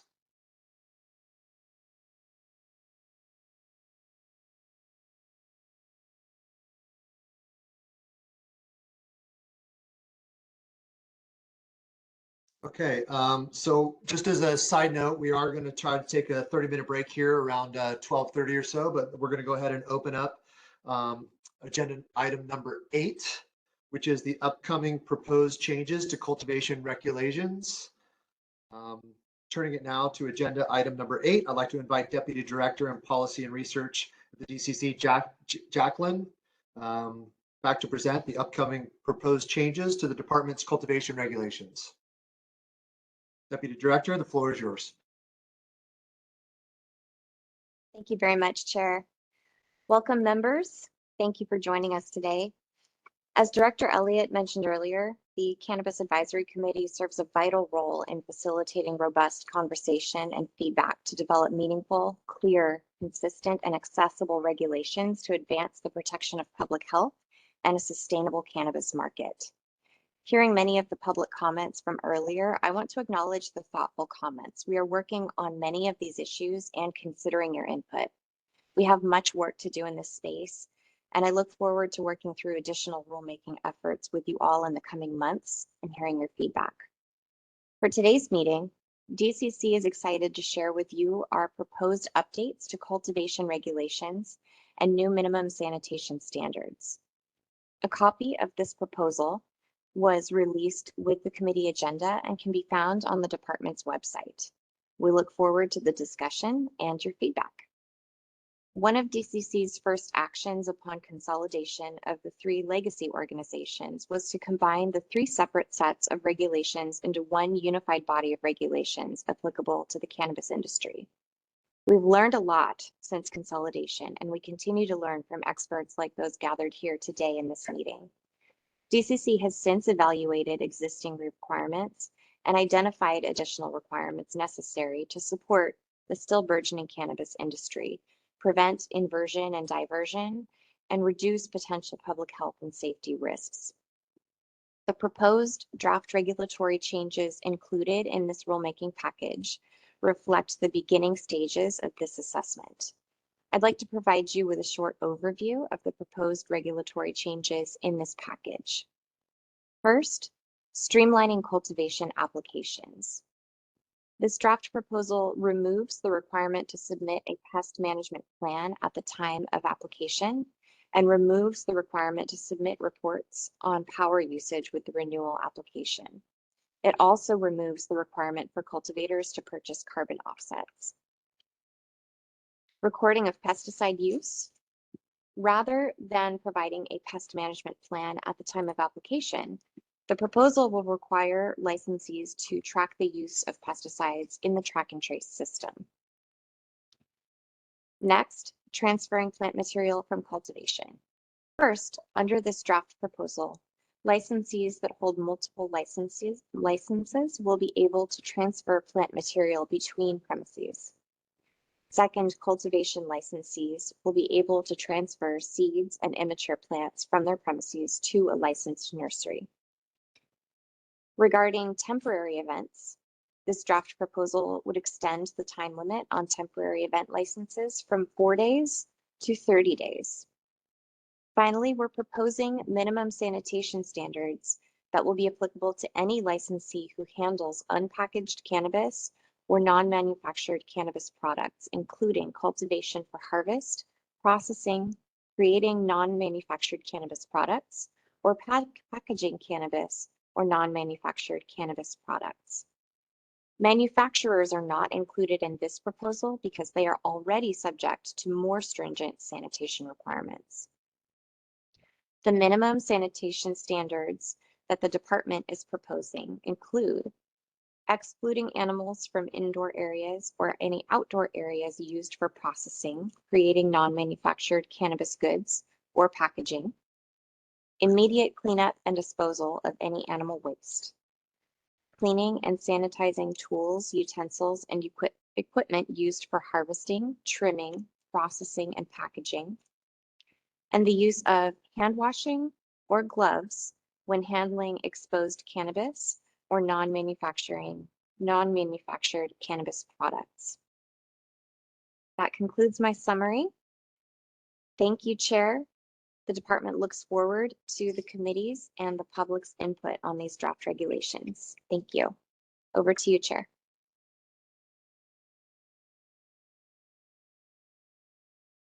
Great, thank you so much. Okay, so I guess at this time, members, we're going to open up the floor and it's for our own discussion.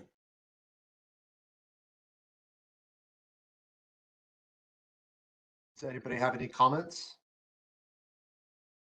I do. This is Andrew. Yes, go ahead, Andrew.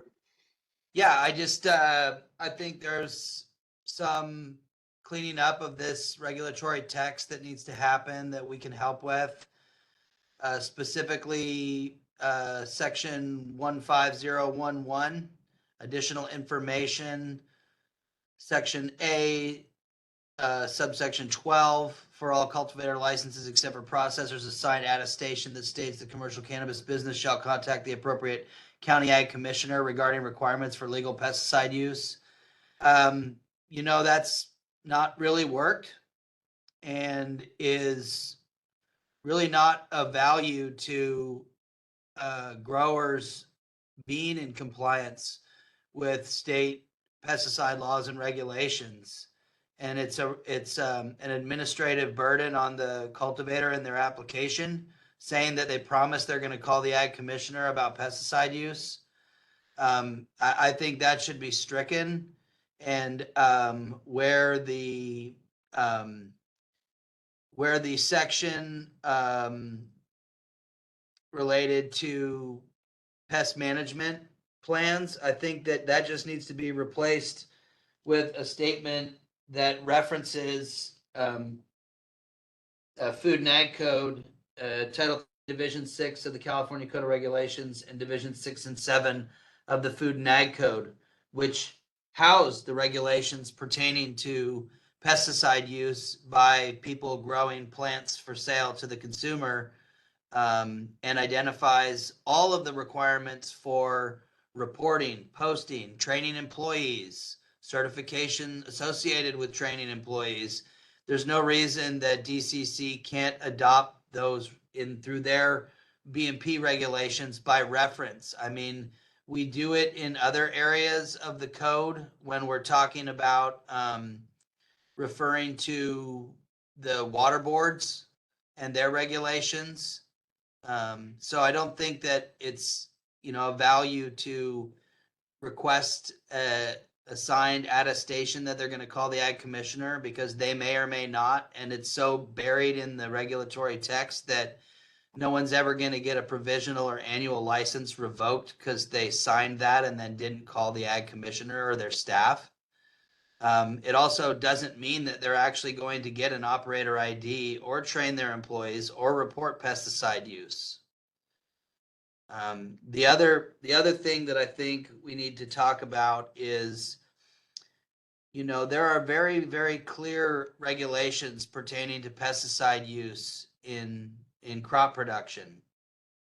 It's completely redundant to nest the requirement for reporting pesticide use in section 15049 in track and trace. It is of no value because it's not going to be audited by the people who actually regulate pesticide use in the state of California, which is the ag commissioners and their staff.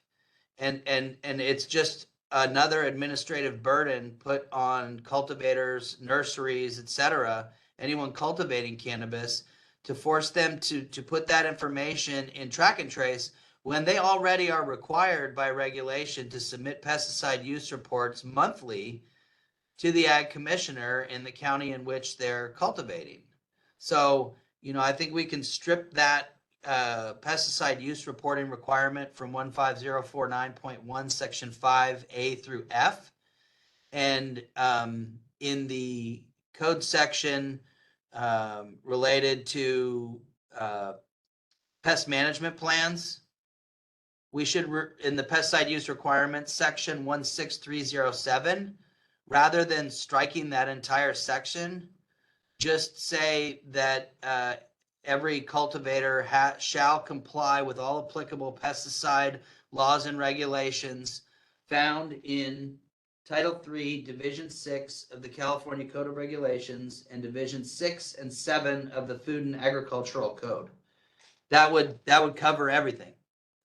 And then they'd be required to adhere to those regulations, and ultimately that would lead them to need to get an operator ID for pesticide use and seek education and outreach from the ag commissioner system to provide them with handouts, guidelines, forms that they can use to develop a written safety training program for their employees, and get help in understanding the use reporting requirements and posting requirements and training requirements to keep their employees safe and to keep the crop safe.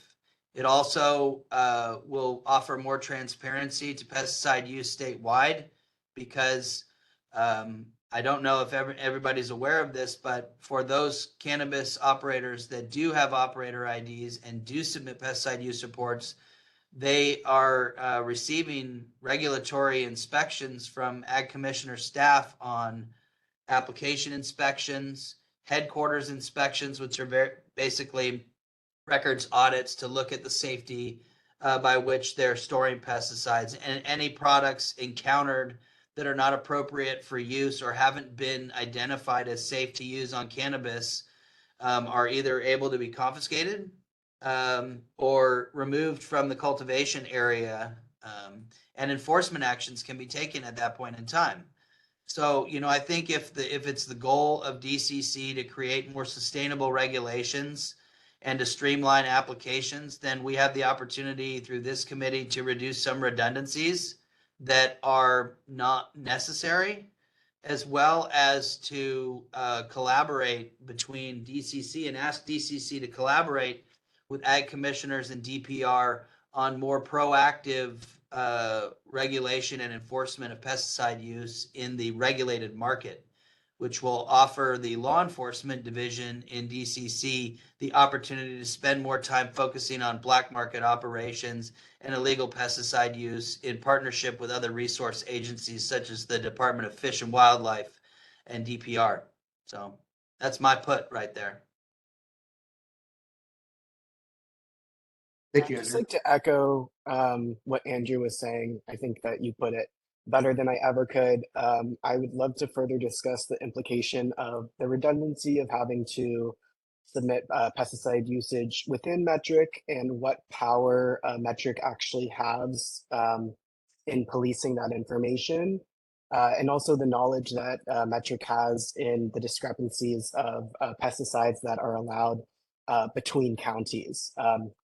If they collaborate with the county agricultural commissioners on that, or if they are on their own, or if they're even making those discernments. I'd also just like to hone in the point of the redundancies and the more unnecessary steps we put in, especially with pesticides. It can get really confusing, and the less likely operators are to actually do those necessary steps that create a safer workplace, that bring in the county agricultural commissioner to do these inspections and to pull incorrect and non-compliant pesticides. I think that those of us who have worked in cultivation have definitely interacted with operators who have just kind of opted out from doing any of the compliance stuff because the compliant procedures are either too redundant or are just too difficult to understand. Thank you. Can I ask a clarifying question either from Avery or Andrew or Chair Vasterling? Right now, are the pesticide use reports able to be accessed through CalAg, through the online reporting system? Is that system all accessible and usable by cannabis cultivators? I know that sometimes there's been some problems about integrating cannabis cultivators into larger kind of ag systems that other farmers take for granted. I can answer that. Anytime a cannabis operator wants to submit use reports online or, by pen and paper, they're more than welcome to do so. We issue them a username and password for CalAg Permits, which is the reporting platform, web-based reporting platform that we use throughout the state.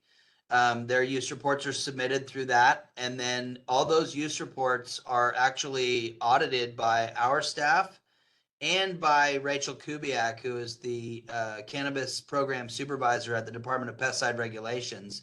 And then we communicate about feedback on those so that we can address issues we observe with growers, either misreporting, identifying an inappropriate EPA registration number, or using a product that really hasn't been evaluated either by the Ag Commissioner, pesticide use enforcement staff, or by the Department of Pesticide Regulations for the safe use.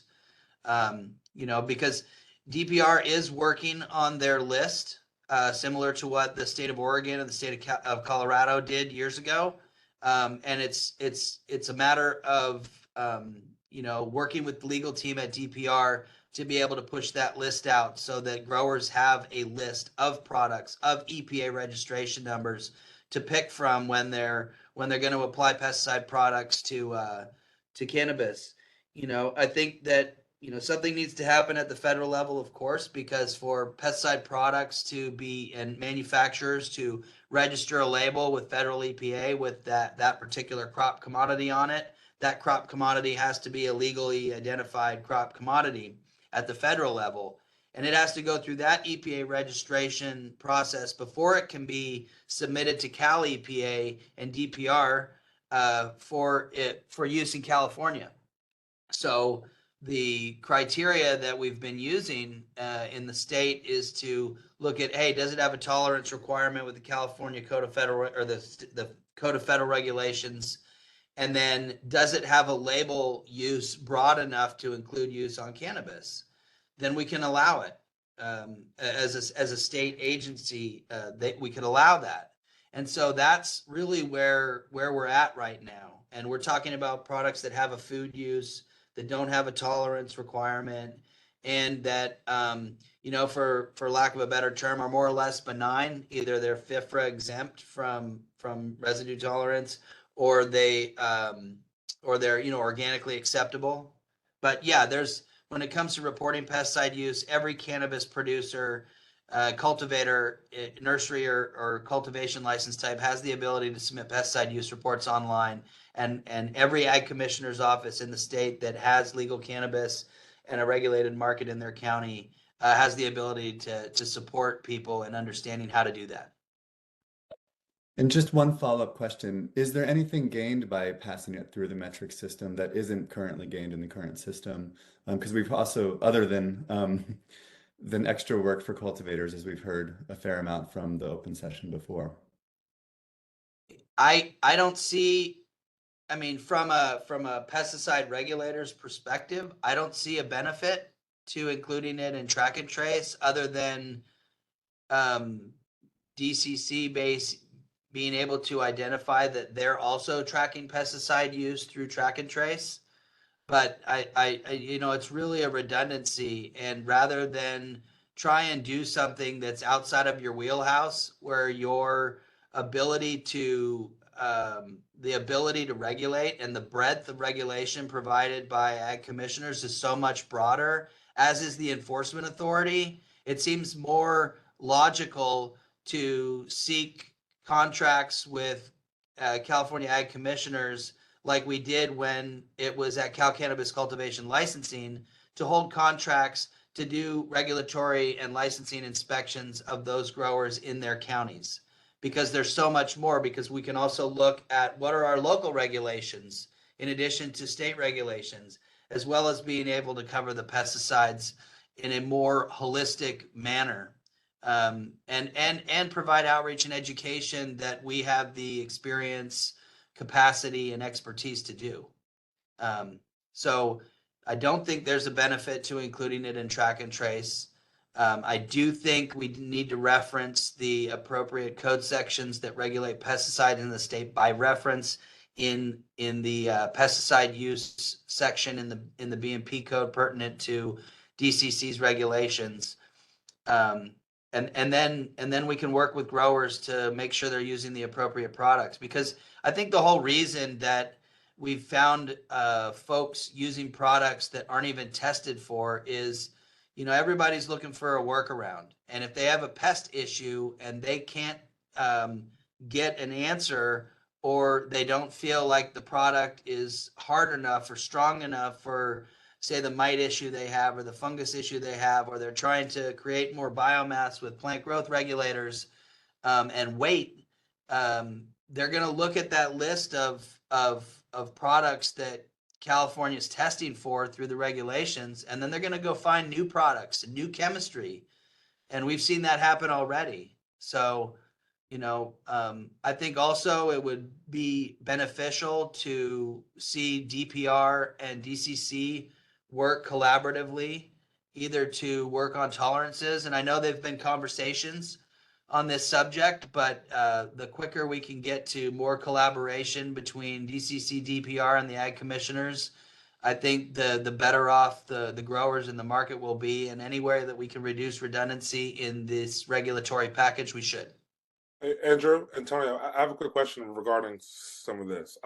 Does this mean you will only be tracking cultivators who are registered or have submitted something to their local authority, or would you have oversight over everyone that's licensed? I'm trying to understand where the accountability and some of the oversight will come from if someone isn't going through isn't doing it right. Yeah, well, I can tell you what we do in Sonoma County, and perhaps we could use that as an example or a model. When we first started regulating cannabis pesticide use in the county of Sonoma, we did outreach meetings, because everybody was interested in finding out what were the local regs going to be, and how could they apply and get permits so that they would qualify for applying for state licensure. In that effort, we acquired all of the applicant information for local permitting of cannabis cultivation and nurseries. And we reached out to those folks and said, hey, if you ever decide to use pesticides in the cultivation of your cannabis commodities, you'll need to make sure that you are doing it legally, acquiring an operator ID number, training your employees, submitting pesticide use reports, providing the right safety and first aid postings that are required by law and reg. And we worked with the growers. We even had workshops where our staff administered private applicator certificate exams so that people had a certified person on staff to train employees. We walked people through the use permitting process, and we still conduct inspections locally, even though we don't have a contract with DCC anymore. We still inspect every one of our growers, indoor, outdoor, mixed light. And during those local regulatory inspections, we identify whether they are or not using pesticide products, and then we work with them to bring them into compliance by identifying their regulatory obligations. That makes sense. Now, I can't say the same. Sorry, go ahead. No, so no, that makes sense for oversight. That gives me an idea. I guess my second part then will come, do you have your own access to testing? Would you have to work with a state lab or the DCC? Like, where does the testing come into play to verify and also expose any kind of pesticide usage? Well, so if we suspected there was illegal pesticide use, we do have the authority to take possession of product and would work with the CDFA Meadowview Plant Lab in Sacramento and work to deliver samples for testing. They will accept samples for testing. We are currently working to communicate with DPR on the potential for lab testing specific to cannabis and pesticide use through collaboration with the Department of Pesticide Regulations. We're not there yet, but we still have the ability to transport stuff to the CDFA lab for testing. Understood. Thank you. But I will say this, that really our authority is we're trying to identify people who are using pesticides and help them use them legally and safely and protect their employees and the environment. If it comes to traceability of product found at retail, well, we don't have the authority through the Business and Professions Code that DCC has to go from retail and audit retailers and pull products off the shelf and submit them for testing as an audit process. And we don't have the authority to then go from the retailer to the distributor that's known based on the metric transfer between licensees to go and audit the distributor and look for product, look for batches, look for a trace back to, because once it gets to the distributor, we don't inspect distributors, and so and we don't have the authority to inspect distributors through BMP code like DCC has. So DCC would have to find an issue at retail, look to trace it back to the distributor, and then after the distributor licensee, and we're looking at cultivators, then we could go back and audit cultivators. But you can't go and you have to have a known product you're screening for and batch material remaining. So that process still needs to be worked out between agencies as well. Gotcha. Well, it gives me a great idea though what could potentially happen though, and it's nice to hear from your side how you're doing this without that structure already. So thank you for that. Yeah, and I just for the benefit of the committee, and I really appreciate this conversation. I think that when we talk about collaboration among state agencies and county ag commissioners, there's a real opportunity to leverage the expertise and the nearly 400 inspectors statewide that are just doing pesticide use enforcement work, to leverage their experience and expertise in the field to focus on regulatory inspections of growers, nurseries, and processors for pesticide use. That way the DCC regulatory compliance and law enforcement staff can focus more on working back through the supply chain from retail to cultivation and really kind of make it work better than it is. I think one of the biggest problems that needs to be solved to kind of encompass this is really holding the testing labs responsible for processing these samples properly, and then having a system to enforce, any type of action that we might need to take on one of those labs. Because ultimately, I see that's the first step where we need to make focus, because a lot of this stuff, it's great to put in place, but if the labs are falsifying tests, what good does it do? I think there's a lot of truth to that, but I'll remind everybody that those bad labs are only in business because people are pursuing them for these unfortunate reasons. So some of it has to come from a look within, in my mind, from the industry to not pursue labs that are known to miss pesticides. So I do think things are happening. I mean, we see labs being shut down. We see there's more recalls now. So hopefully, in my mind, that should get operators aware that I could have a negative financial impact if I continue moving product through these known gaps. But I definitely agree, though, labs have to be held accountable. But we all know that this problem is well known enough, and it's not like people are accidentally submitting samples to this new lab that went from 0% market share to 10 of flower because everyone knows how they do coordinated pesticides. So I do feel like labs are taking a brunt of it, and there are some people responsible for this.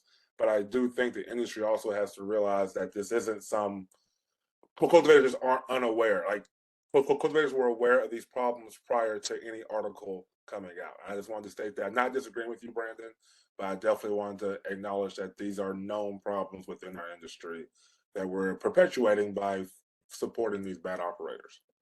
Yeah, but if we don't give them access to it, we're shutting down those labs and enforcing it. Yeah. That's the first step, I think, of engagement to just try and eliminate that option for cultivators. To get rid of it altogether would be the ideal thing. I totally agree with that. Yeah. Totally agree with you. I just want to push back gently on, and I appreciate this conversation, and also, Andrew, your perspective and the work that you do. I think because a lot of what's happening right now with the pesticide issue is falling on DCC, I think giving them another tool to at least be able to go down that rabbit hole of what's happening with pesticides, that actually helps them from a labor perspective. And I've been working on cannabis policy for almost a decade, and I've served in a labor capacity. I've helped on a national stage, at least from the Teamsters and from the UFCW perspective. We've had situations where workers are put in harm's way, where we've got very specific injuries. I'm talking about people's hair all being, bleached strawberry blonde. And this has happened. So then I'm left to now go through, because I'm helping provide worker safety, at least a knowledge base to some of our locals. I'm diving through, calling my grower friends, calling folks, trying to figure out exactly what's happening. And I just think that tracking that and being able to at least kind of help pinpoint some of the issues and some of the chemicals that people are handling, I don't think that that's a bad idea. So taking all that into account, and Andrew, your points and some of the other concerns of the growers, I understand that. But if we're going to lean into DCC on fixing the pesticide issue, we also need to make sure we're giving them the tools necessary in order to do that effectively. And Mr. Frazier, I appreciate your concern with just the oversight too, and how we're trusting folks to really submit the correct information. And through the chair, Kristen, I really appreciate that feedback. I guess if the DCC's if these regulations that we're looking at here are modified to adopt by reference those sections of Food and Ag Code and California Code of Regulations, I think that goes a long way in supporting your work in what they are obligated to comply with, especially as it relates to the worker protection standard, federal worker protection standard around pesticides, as well as state regulations on pesticide safety training, emergency medical care posting, maintenance of SDS sheets for potential exposure, and that the redundancy is, I guess, for me, I would want to understand what the implementation plan looks like that DCC has in mind for how they intend to use, audit, or reference pesticide use entered into metric. Because other than it being, oh, well, we're monitoring pesticide use through metric. Well, how often will you be reviewing metric records for pesticide use? And what if they use and they don't list that through metric? How would you know? What is the implementation plan that follows the logic in including that in metric? I just want to jump in here as well to represent the growers' view of if operators aren't submitting certain pesticides on their documentation to the county, what makes us think that they're going to do that in metric? And also, I guess I'm curious what metrics plan or jurisdiction is if non-compliant pesticides are submitted through their database. My perspective here is kind of the same as yours, Kristen, on workplace safety and the applicators being safe. And from my experience, the growers are already internally tracking what pesticides they are applying, and then a lot of them are being compliant and submitting that also to the county agricultural commissioner. So I guess I'm curious what this third reporting, what does that bring in terms of adding to safety for the employees and the consumers as well? Well, I would probably say that they're not in the position, knowing that it's not their specialty. The ag commissioner knows what's safe in all these processes. We submit our reports every month, and they're educated on this. And I would find it hard to believe that Metric is going to have any insight to which pesticides are harmful, causing hair problems or anything like that. The ag department, I think, is best set up for this, and it's already in place, right? I don't think the intent here is to put any of the pesticide, like the particular issues that could happen to a worker on metric. It's simply a tracking feature is the way I'm understanding it. And I don't want to speak for metric and I don't want to speak for DCC, but we've had numerous occasions where there's been additional information that we've asked metric to include, and those are items that they're open to, obviously. And as I mentioned, I don't represent metric and I don't represent DCC, but I think at least having that information while leaning into the folks like Andrew to understand what each pesticide does, at least having that could be helpful. What it would do specifically for workers, I've had multiple workers who've approached me and, either have various different worker safety concerns. And I think that if we, as I mentioned before, if we're leaning on DCC to then help with the pesticide issue, just as Andrew stated, they do have access to all the folks who might be using a particular product or where those products go. They have access to, the distributors and the retailers and who might have it. So I just think it's an additional tool. It doesn't replace what Andrew's doing. It is an additional tool. So would it just be the same exact report that you send to the ag department? Just like knowing I'm hands-on operator, every layer of adding things just becomes more and more complex. It's not the end of the world to send the same report, which we're sending into the ag department, but does it become more layers and more layers is more kind of my concern. Through the chair, I just want to add to this. I appreciate what you've said, Brandon, about and what everybody said about this particular topic. And Kristen, I think I'd ask another question is, when you're pursuing discovery for an employee that may have been exposed to or had a health issue related to pesticide use in cannabis cultivation, how are you going about acquiring the metric data that in the future would, contain this use report information? No, I'm not using the metric data to do that. What I'm Oh. saying is it's a tool that DCC can then use How in will they order use to it? help. Well, so for example, when we had an issue with taxes and delivery, right? And you had various different cities that are charging different rates and people are moving through different areas because delivery can't be banned in any city. There was a tax issue. And so information was added to Metric in order for DCC to use that so that they could calculate taxes correctly. So it's a tool that, to my understanding, is used by DCC to do a number of different functions.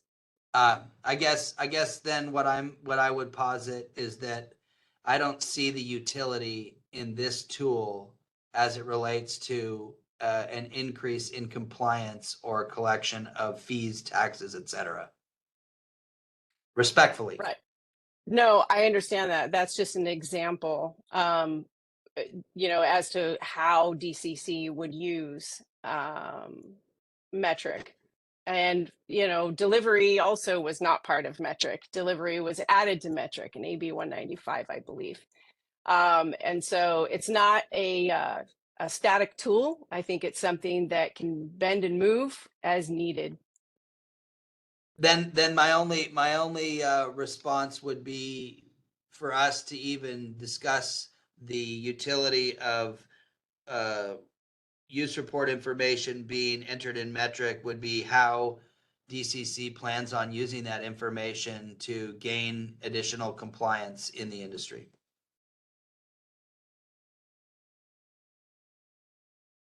I think that's a fair question.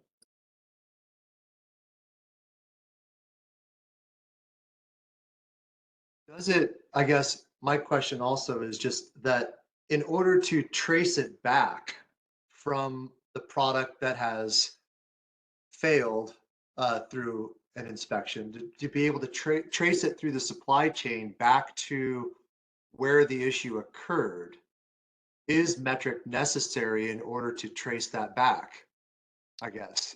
And then is there that level of accountability by that cultivator that is inputting those pesticides that they are or aren't using? And what kind of enforcement action would take place based on that level of information gathered through being able to trace it through that supply chain? As I someone would, who's, go ahead. I was just going to say, I would guess that, and it would be a guess, that DCC would have the ability to audit Metric.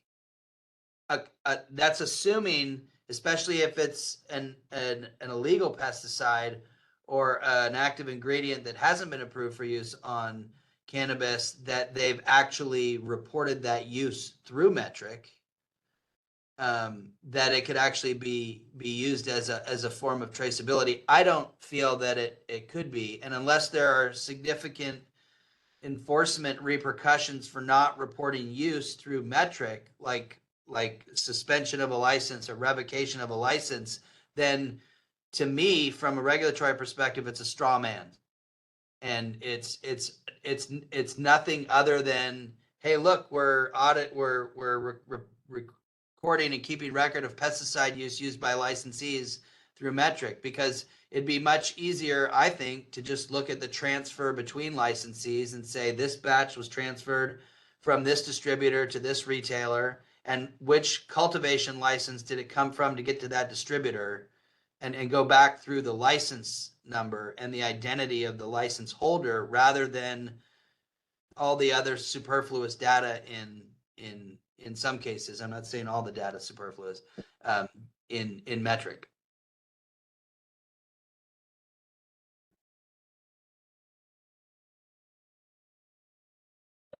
I will say, as someone who's working on projects with metric data, the traceability question is pretty difficult when you go back all the way to the cultivator, especially for any product that's been processed.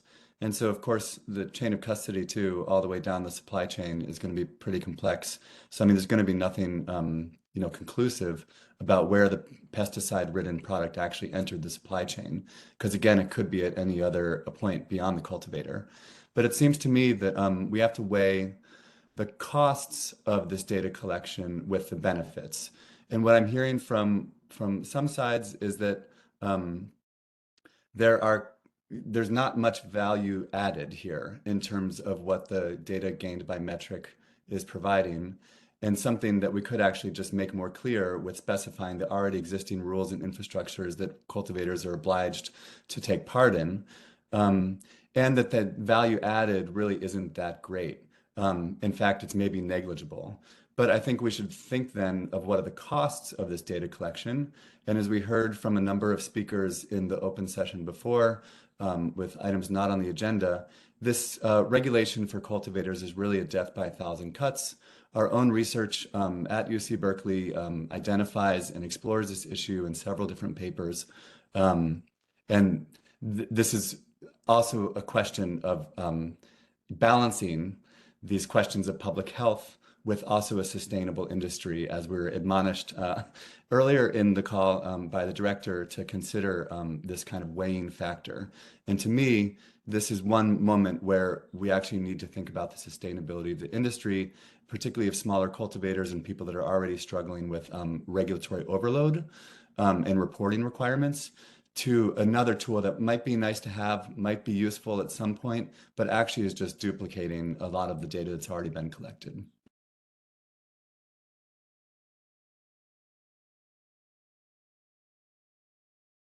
I mean, the main thing is just let's not overcomplicate things more than it already is. And like I said before, if testing has a very strict standard and is enforced, you're going to catch any pesticide use all the way down or pathogens and making it in there. That's ultimately what we're looking for, right? Is the safety of consumers. And that's actually working against us to have so many layers that it's not cost effective for a lot of operators. And unfortunately, most people I know, they're in the legal world, but they're working on the other side because they have to pay their bills. And if we can, hey, you guys have to not have so much cost, they're more likely to stay in the game if they're not being, stretched thin in every single area of operations.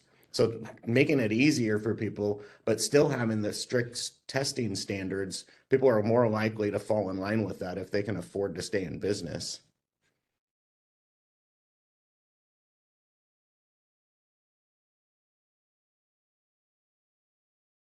Agreed.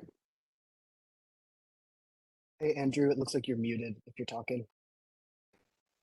Oh, sorry. I just wanted to say, I appreciate you saying that. I just wanted to say through the chair, it's 12:28, 12:29. Were we going to break for lunch?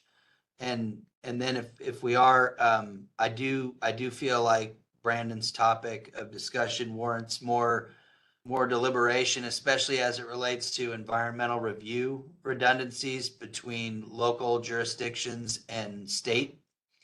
Not that it's part of this particular regulatory package that we're presented with today, but I think it's of value to discuss.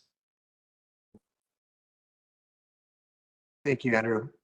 Yeah, why don't we do that? We'll take this moment here at 12:29, and we'll take a 30-minute break, coming back at, let's say, 1 o'clock from lunch, and we'll resume this conversation. Thank you, everybody.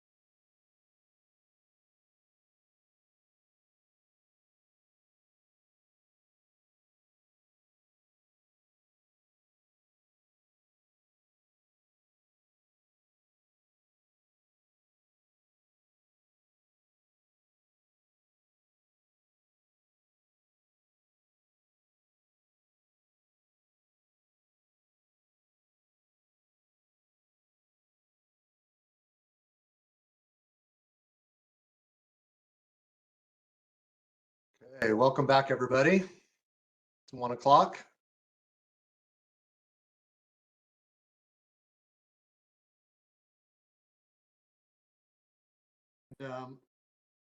Moderator, do we want to take a quick roll call to make sure that we have quorum before we proceed?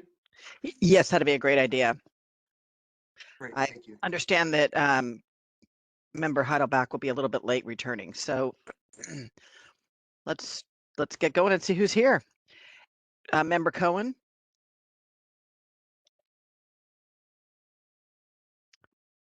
Member Frazier. Here. Member Halpern. Here. Member Heidelbach is not. Member Huynh. Present. Member Levine. Present. Member Payan. Present. Member Paulson. Here. Member Ramirez. Here. Member Smith. Here. Member Tupy. Here. And Chair Vasterling. Present. We do have a quorum. Excellent, thank you. Great. Through the chair, can I just ask a question before we pick up the conversation? Yes, of course. I just wanted to understand if we have comments or, recommendations for changing the regulatory text that's in front of us today. What is the preferred media through which to receive our committee's recommendations to the DCC? Would that be through a red line version of the document we've received to review, or what format would be the pleasure of DCC in that effort?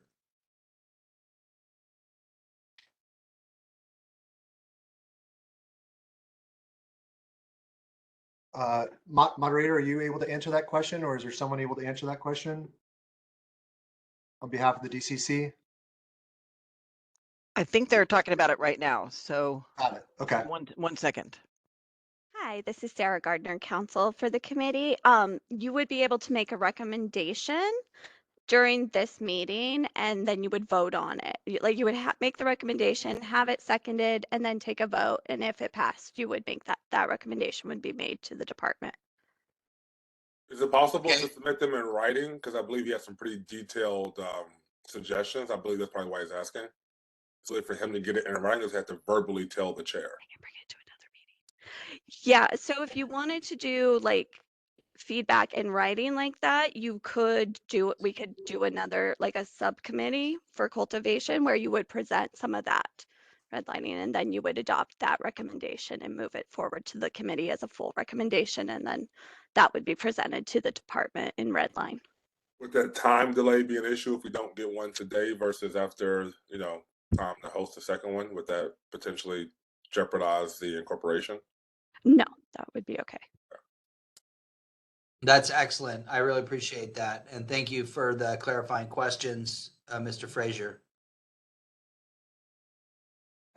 I would like to just kind of bring up a point, something I was thinking about on the break. And I love this conversation. We clearly all are very aware of the pesticide conversation that's happening and impacting our industry. I also don't, as a cultivator, I also don't know that it's necessarily specifically with cultivation, right? I think there's opportunities or they're not opportunities, but there are ways in which things can be cross-contaminated along the entire supply chain. And so what I like to recommend as a motion was actually on that note is to create a subcommittee, but rather than have it be specific to cultivation, it's a supply chain pesticide subcommittee where we're talking about and fleshing out all of these different ways that these can impact product and ultimately the consumers, bringing together labs, and because we need to create solutions, right? Labs, cultivators, county, state. And I'd be curious to hear what other members thought of that, and if there was a second to creating that subcommittee where we could really do a deep dive and flush out some of the ways in which we think there could be some solutions, some real solutions that would support any changes in regulations. Hi, Chair. This is Sarah Gardner again. To confirm, you would be able to create that subcommittee as chair. So if that's something you want to do, it doesn't have to be voted on or adopted here. That's something you'll do offline when you create the subcommittees and appoint people to those. Great. Thank you for that feedback. That is what I'd like to do. I would fully support that, as I too feel that it's important to put a lot of focus into that area, because that'll actually feed a lot of information to the other subcommittees that are proposed. I just want to second that and say that, yeah, I think that's a great idea. Great, thank you. And I think, you know, there's a lot of things on our agenda today that are in these proposed regulations. I just want to make sure that everyone has an opportunity to speak about any other points in these regulations. So hopefully that will help kind of move that discussion along into some of these other items.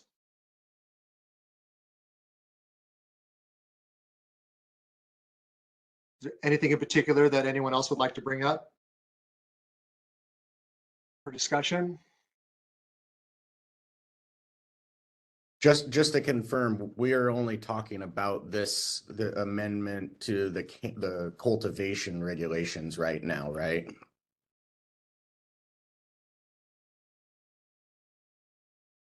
Yes, That's the topic. Yes, that correct. is my The understanding. agenda item is for changes to cultivation regulations. I'm wondering if anyone from the DCC would mind just if they're able to comment on intent of some of the language changes in the regulations. I'm particularly curious about the R&D requirements and including that in the square footage of cultivation area.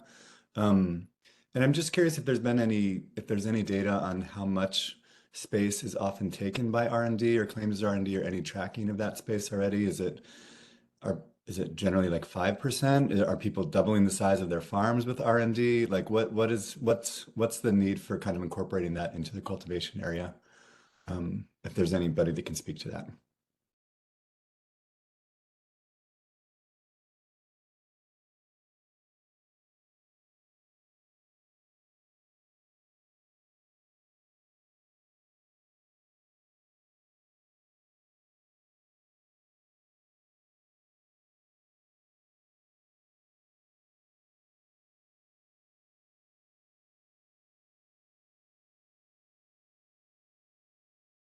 Stand by. They're talking and sort of discussing that. So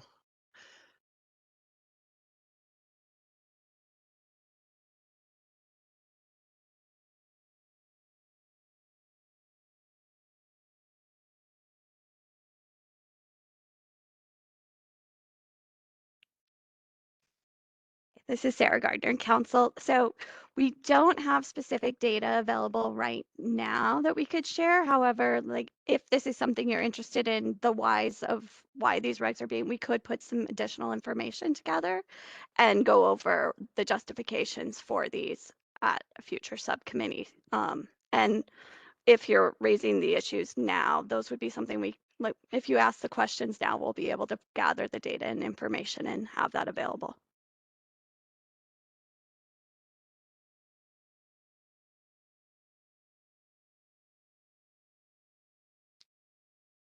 I don't want to answer for Michael since he asked the question, but I would appreciate that as well as some rationale, justification, or intent or implementation plan for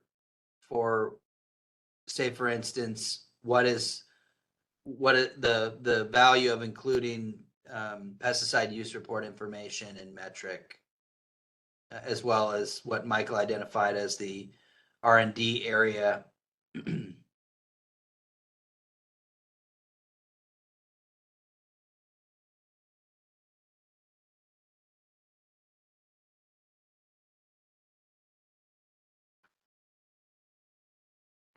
Hi, members. This is Jacqueline Campion, Deputy Director for Policy and Research.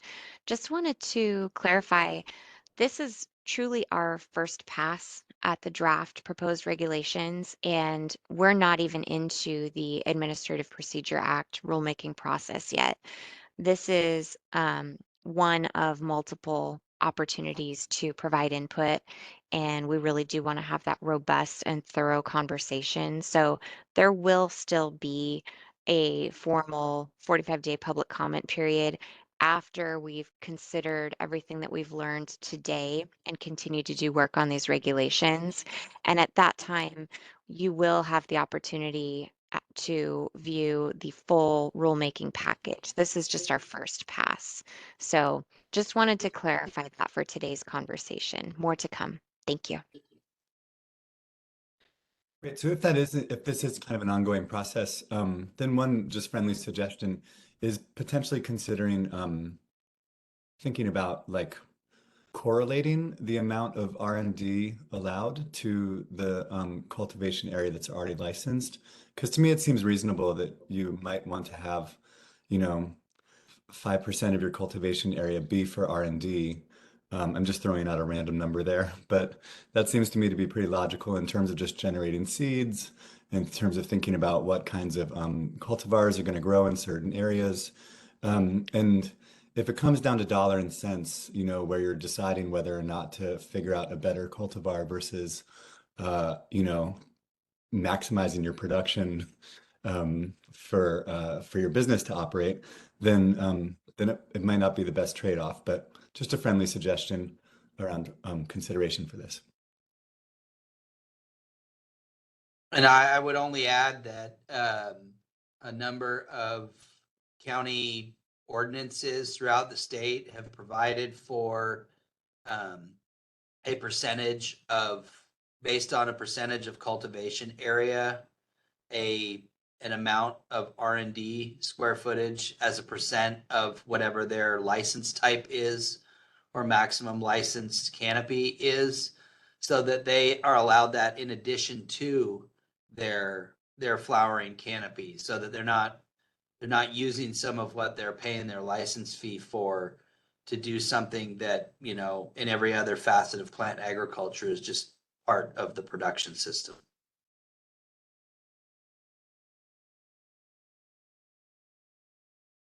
What are the ranges of those percentages? Are you familiar with what those are? I mean, I'm just curious. 5%, I've heard 25%, 25% for say a 10,000 square foot, it really varies. And I mean, without us doing an exhaustive review of the state's or each county's ordinance, I think that that creating a section in the portion about R&D and setting an arbitrary, more or less arbitrary percentage, that could be ferreted out through the rulemaking process and the comment period. I guess I have a question about the regulations we see in front of us. If our role is to provide the director and the agency with what the regulations should say ahead of the rulemaking process, does the agency intend to make any changes to the regulations as we see them now ahead of the rulemaking process based on recommendations by this body?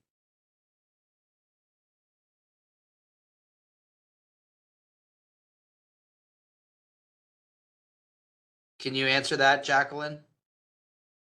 Hi, this is Sarah Gardner, counsel. So yes, this is like the first early draft of changes to reg.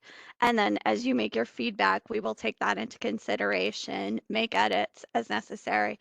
And then when it's time to actually initiate the full rulemaking, then we'll start the APA process where you'll have notice and it goes through the full rulemaking where we take public comment and respond to public comment and go through that process. So this is like the first preliminary starting point to talk about what we've proposed, and then we would make changes depending on what you make recommendations for. Well, then I would like to make a motion to strike from section 15049.1, additional requirements for recording cultivation activities. I would like to strike section B5A through F from that regulation. And that's the pesticide use reporting information in metric, or track and trace, I should say.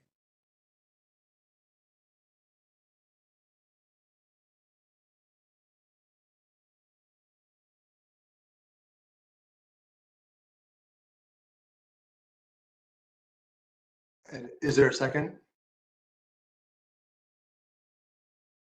I second that. that.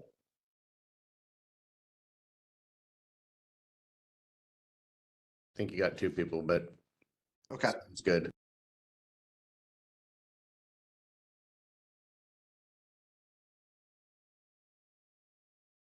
So moderator, is that when we take it to the vote? Yes, I'm Or just do we waiting to need- get the actual motion that I can reread for the record. So stand by a moment. Excellent, thank you.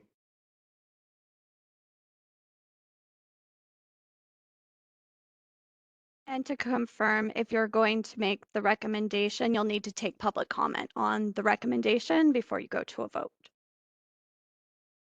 Excellent, thank you. And Andrew, sorry, can you repeat the number that you, or the page, just so I can find it again? Yes, absolutely. Thank you. I move to strike from section 15049.1, section B, subsection 5A through F. So section B, the licensee must report the following information, and 5A through F. Pesticides applied to the plants that make up the harvest batch, including all of the following: product name, EPA registration number, if any, each active ingredient listed on the product label, the method of application, the date of application, and the amount applied.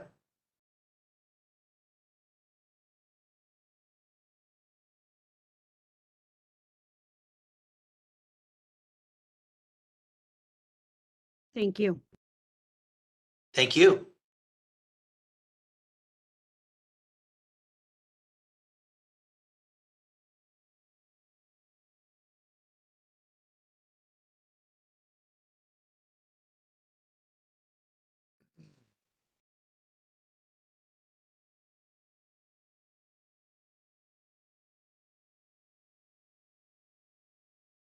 All right, so we are going to open this up for public comment. And the motion is to strike subsection B5 A through F from section 15049.1. So this is now open for public comment. If you'd like to make a comment, please raise your hand by clicking the hand icon next to your name if you've logged onto the meeting, or by pressing *3 if you've called into the meeting. All commenters will have 2 minutes to speak with a 30-second warning, and everyone will have one opportunity to speak on this item. With that, let's see if we have commenters. Just a moment. We do. All right. Amber Morris, I've sent you a request to unmute. Morris with Rodent Enterprise. As Member Smith specified in his earlier, higher pesticide use report metric is a. I can't hear her. Yeah, Amber, can you? We can't hear you. Hear me now? Barely.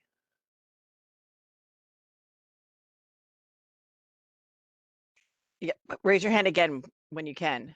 We'll go now. Oh, okay, Amber, I'm going to send you another request to unmute. Any better? Yeah, there you go. Try that. Okay. Just to reiterate, Member Smith's comments earlier, cultivators are already required to submit pesticide use reporting. This is under the purview of the Department of Pesticide Regulations and the Agricultural Commissioner. As part of the rulemaking process, agencies are required to avoid duplication.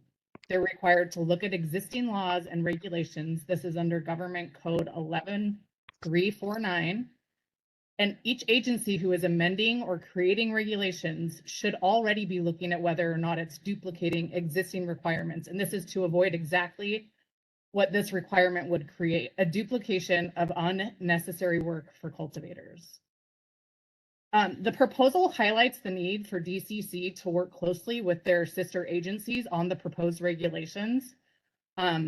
If DCC is proposing this to get new pesticide information, it begs the question, why would they need different information than the actual experts in the field, DPR, and the Ag Commissioner's office? If they're creating these regulations to ensure that they get timely information, and they need to work very closely in collaboration with DPR and the Ag Commissioner's office to get this information, instead of putting the burden on the cultivators to do duplicate entry. Thank you. Thank you. Ross Gordon, I've just sent you a request to unmute.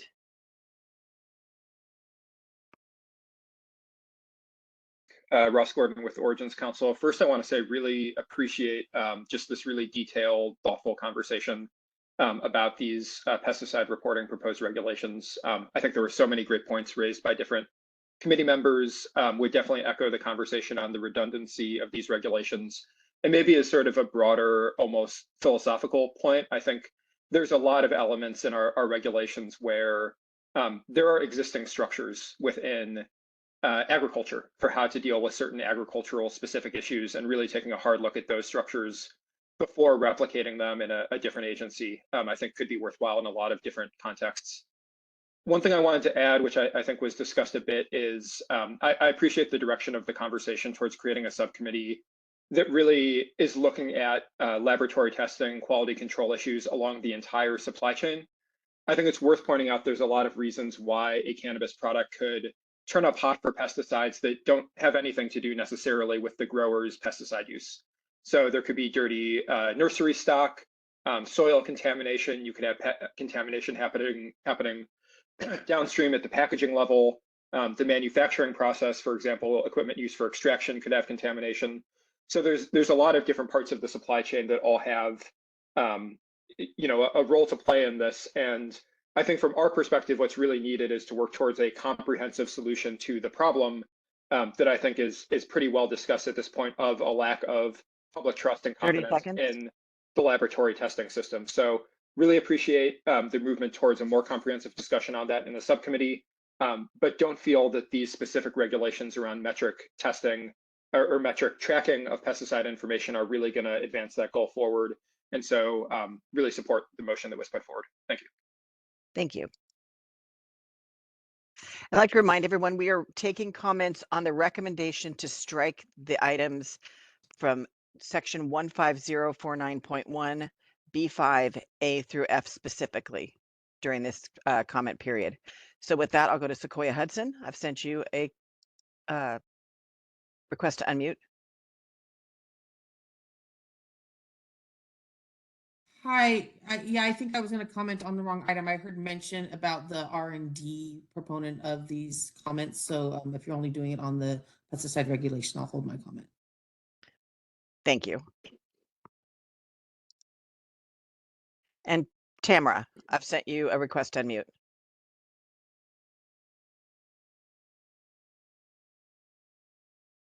Tamara? There you go. My strong support of the recommendation. Small cultivators are drowning under the bureaucracy and the overregulation. And it's putting many of my friends out of business. So I strongly support it. I also don't feel that bad actors, I'm a beyond organic farmer that doesn't use pesticides, so it won't affect me very much. I don't have employees, but I still feel strongly bad actors aren't even going to report it. So it's duplicate. Maybe we should just leave it at that. It's duplicate. I strongly support it. It will be helpful to small farmers to not have to duplicate efforts. Thank you. Thank you. All right, are there any other comments addressing this particular striking of subsection B5A through F from section 15049.1?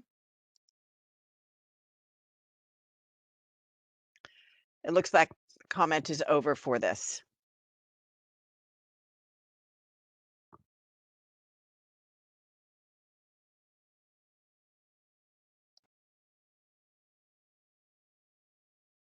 Thank you so much.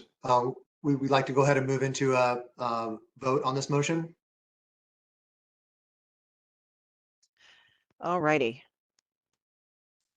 So let's start at the top. Member Cohen, Yay. Member Frazier,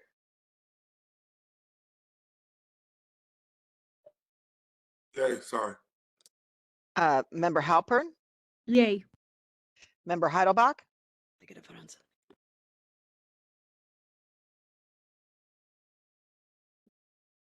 Member Heidelbach, are you? I know you're here, so let's move on and I'll look for you. Member Nguyen, Yay. Member Levine, Yes. Member Payan, Yay. Member Paulson, Yes. Member Ramirez, Yay. Member Smith, Yes. Member Tupy, Yay. and Chair Vasserling. Yay.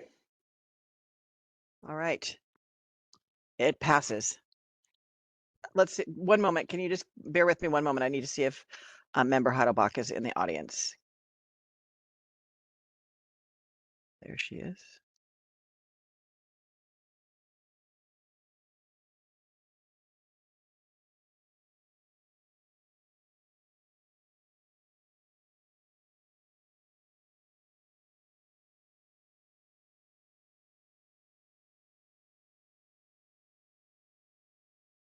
All right, Member Heidelbach, I think you've heard most of this conversation. Are you in favor? Okay, good. Very good. Sorry about that. All right, the motion, it passes.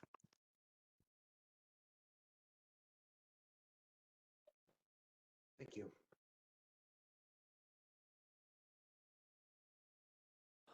Are we still now in discussion?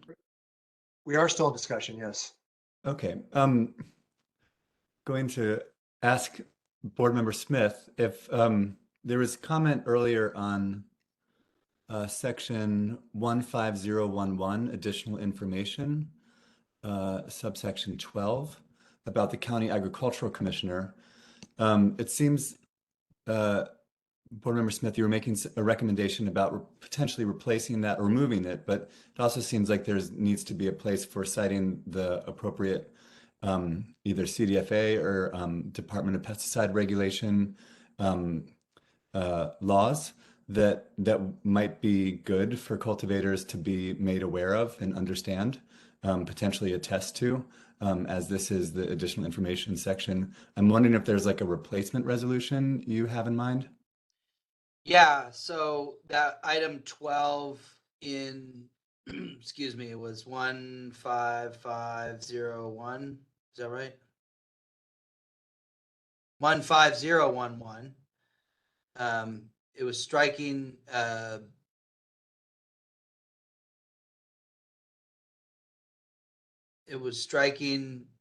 section A12 out, and that was the assigned attestation that states the commercial cannabis shall contact the appropriate county ag commissioner. And the discussion we had about that was, rather than putting it on the cultivator to sign an attestation, it used to be a form that Cal Cannabis Cultivation Licensing had through CDFA, and it was basically a form letter that the cultivator signed and turned in with their licensing application. And rather than that, I thought it would be better if, and just as an example, in section 16304, general environmental protection measures, there's a statement that says all licensed cultivators shall comply with all of the following environmental protection measures. And then under that section A, item 1, pursuant to section 13149 of the Water Code and implemented by the State Water Resources Control Board, Regional Water Quality Control Boards, or California Department of Fish and Wildlife. So something similar to that, nested within section 16307. So my thought is you strike the item 12 in 15011, and in place of that, in section 16307, pesticide use requirements, rather than striking the entire section, you maintain the section and the title pesticide use requirements, but then you say licensed cultivators shall comply with all applicable pesticide laws and regulations found in Title III, Division 6 of the California Code of Regulations and Division 6 and 7 of the Food and Agricultural Code. And that, in summation, would bind the cultivator to complying with all of the regulations and laws pertaining to pesticide use, employee safety, written safety training programs, and essentially the breadth of regulatory obligations that any production agriculture pesticide user would be bound to. And that way, because it's adopted by reference, any changes made to that code would automatically be part of this Business and Professions Code 16307. Does that seem reasonable?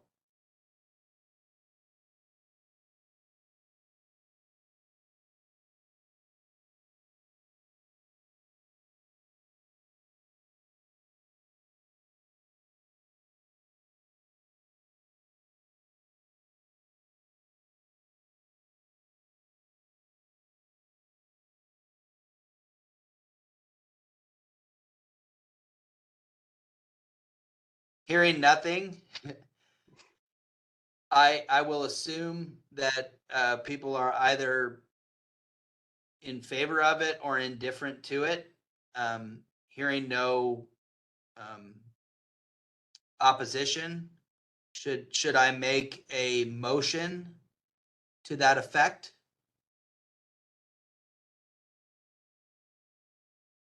So let me reiterate what you are saying here.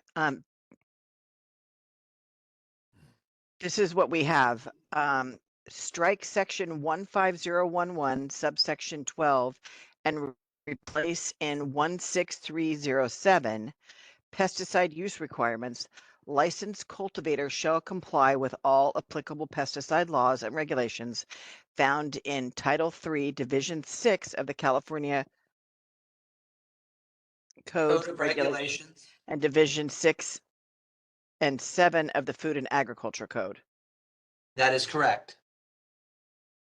Okay, I believe the next step is that there needs to be a motion on this. Can I ask a question of Board Member Smith, real quick? With those laws that are cited, are there any new kinds of reporting requirements or compliance standards? I mean, what else does it bring in, I guess, as a if this regulations were to cite those laws? Well, it identifies regulations pertaining to written safety training programs. It identifies respiratory protection programs and the requirements for that, which includes that the people that, that there's a written respiratory protection program in place, that employees are evaluated for their ability to wear a respirator under working conditions, and also use reporting requirements, records requirements on use reports, as well as ensuring that all employees are trained at least annually before beginning work, and that all applicators and handlers, mixers and loaders of pesticide products are trained at least annually, as well as before beginning work, and that anytime a new pesticide product is brought into the production system. There are also code sections in there pertaining to the proximity of a site to schools, and which shouldn't impact cannabis production relative to setbacks. And I'd be happy to provide in detail those regulatory code sections and a summary thereof for the benefit of the membership of this committee, if you're interested. So that, well, rather than us taking a vote and having public comment on the level of detail of these regulations, we're able to understand in summary what they include. None of it is outside of the obligations that people in cultivation and cannabis currently are subject to or obligated to. It just makes it explicitly clear that those are the regulations we're talking about, rather than saying you have to comply with all pesticide laws and regulations in a very blanketed format, or submit an affidavit to DCC that you promise to go talk to the ag commissioner about what all those requirements are. Hey, this is Sarah Gardner, counsel to the committee. If I could clarify something about rulemaking. As a general rule, we don't like to include cross-references to other statutes that they're already required to apply to. It can confuse the process, and that really violates the rules under the APA. But what you're talking about is requirements that they're already required to comply with. And when we have those laws that are already in place, we can do something like guidance or create a guidance document for licensees so they have all that information, but it's not put into rules because it's already required. But that would then conflict with code section 16304, where you specifically identify pursuants to code section 13149 of water code. You specifically reference compliance with that code in section 16304. So Yeah, I mean, I with will all say- due respect, I fail to see the fault in referencing specific code sections that they're obligated to comply with. So you are correct. We do have that cross-reference in there. That is something that's in statute already. So we repeated it there for clarity's sake from CURSA. However, as we're adopting and amending these regulations as a united department, there are things throughout them that we are hoping to clean up that were maybe put into place in the early days that really need to be amended now and further clarified. And that includes removing some of these cross-references and really fleshing those standards out so that it doesn't get confusing. A lot of times what happens is the laws will change. They move to a different section of the law, and then that makes our cross-references completely void. Like they just don't line up anymore, and it becomes really complicated to have clean regulations. So we're trying to clean these up. This is our first step. I respect that, Sarah. What So- I was go ahead. Oh, Andrew, I just want to get clarification on the intention of the change. It's just to create more clarity, right? That is correct. Okay. I can support that if, we can get, if that needs to be a decision. It seems to me this might be something that could go into the new subcommittee that's being formed, where we could get a little more clarification on what these rules entail. And also, Sarah, I really like the idea of a guidance document. For cultivators to understand the full purview of the kind of pesticide regulations and trainings and use reports and such. And to that end, I would recommend, if first of all, I would recommend that council speak or collaborate on how to include the requirement to comply with all pre-existing state laws and regulations relative to pesticide use with DPR's council.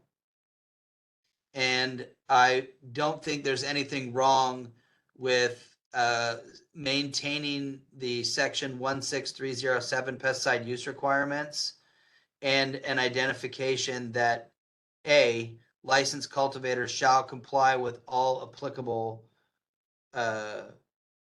state laws and regulations pertaining to pesticide use. And I say that because, you know, this was a very controversial code section when Cal Cannabis Cultivation Licensing and the DCC were developing these, because the authority to regulate pesticides and the sale, use, registration is all preempted through the Department of Pesticide Regulations. And so I think that needs to be clear, because otherwise some of these statements in this previous code section that you want to strike out, well, that will make people, you know, think that they're not required to comply with certain things anymore. And I don't think the affidavit in section 15011 is of any help or benefit to a cultivator in understanding what their compliance requirements are.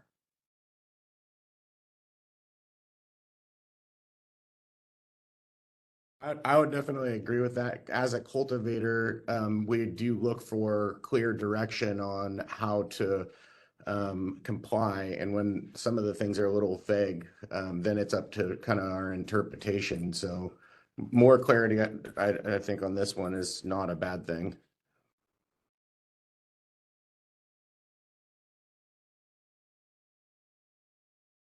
And just to support you, Sarah, these sections of Food and Ag Code and California Code of Regulations haven't moved in 20 years, and I think that a conversation or some collaboration with DPR Council on reference would be beneficial in informing us as a committee on what kinds of recommendations we can make in the future. Thank you, Member Smith. In interest of time and everything, I'd like to move that conversation into the subcommittee, just to make sure that we all have real clear understanding of the impacts of some of those changes. But certainly I want to make sure that we have the opportunity to review it. I know that there's a couple of other topics, and I want to make sure that everybody has the opportunity to speak as well as take public comment on this. So I'd like to just kind of move along, if that's okay, into any other topics that the committee would like to discuss or address before we move into public comment.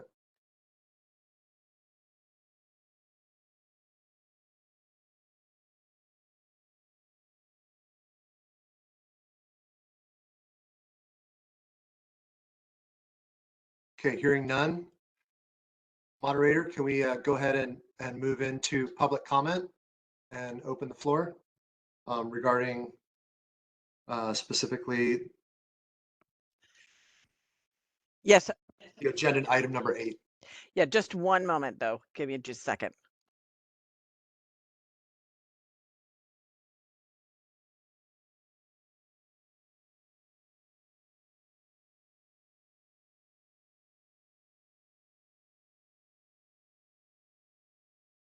Thank you. I'm terribly sorry for the delay. So we are now going to open up for public comment, agenda item number 8. So if you would like to make a comment, please raise your hand by clicking on the hand icon next to your name if you've logged onto the meeting, or by pressing *3 if you've called into the meeting. All commenters will have 2 minutes to speak with a 30-second warning, and we'll have 1 opportunity to speak on this agenda item. And with that, let's go to our first commenter. Actually, we currently don't have any commenters, so we are taking public comment now on agenda item number 8, upcoming proposed changes to cultivation regulations. Ross Gordon, I'm sending you a request to unmute. There you go. Thank you. Great. Ross Gordon again with Origins Council. Want to focus on a couple other areas of the proposed regulation where we have some concerns. I do want to say there are aspects of these proposed regulations that we support and appreciate. For example, the transportation allowances for immature plants and seeds and harvested cannabis are all great. But just in the interest of time, there was some discussion on the committee about this seed production and R&D plants being counted towards the canopy area. And want to encourage the committee to consider making a recommendation related to that to exclude those areas from the canopy area if they're not entering the commercial market. We've seen a real decrease since legalization in the diversity of product that's available within the legal market, with the genetic diversity within the legal market, and the ability to have these R&D and seed production areas and to have more flexibility with them, I think is one significant part of giving craft small cultivators the tools that they need to be able to produce diverse, high quality, different types of products on their farm. And so would love to see the committee consider making a motion on that topic. The other thing, just wanted to flag the sanitation requirements that are being proposed in these regulations. We aren't necessarily concerned or opposed to them in themselves, but we did put in our comment letter that we have some questions about the details of those regulations. And I think it's something that we felt like in our internal conversations among membership, we needed some more time to look at. But for example, requiring that containers used on farm are completely free of, for example, cannabis residue. Is that a necessary requirement? Is that a practical requirement? And also wanted to take some time to compare the way these regulations are worded to some other industries. So not necessarily requesting any action on this, but just sort of flagging this is something where we feel there may be some utility in looking into the details a little bit more and just making sure that these requirements are practical to comply with. Thank you. Thank you. All right, Sequoia, I just sent you a request to unmute. Yeah, hi, thank you very much. Yes, I also wanted to comment on the proposed regulation around adding the R&D areas to the square footage of cultivation areas in a license. I just really wanted to point out for thought when you're thinking about that a nursery license currently has no restrictions on any size. There's no square footage, small or large. They're not, their fees aren't based on any particular size. They're just able to do what they're doing. And small farmers need to be able to do that as well. They need to be able to have R&D and propagation, which is basically a nursery, on their sites. And it needs to not be part of their cultivation area where they're charged by their square footage of production. These are ancillary activities that support their production. They're paying for their licenses based on their production levels of square footage of cannabis that's going into the marketplace. And I believe that their nursery activities and their propagation activities are ancillary and shouldn't be included in their square footage. And I think you should really think about the fact that that then reduces their square footage of products going into the market and increases their fees for the square footage that's going into the market. Thank you. Thank you. All right, Eric Paulson, I've just sent you a request to unmute.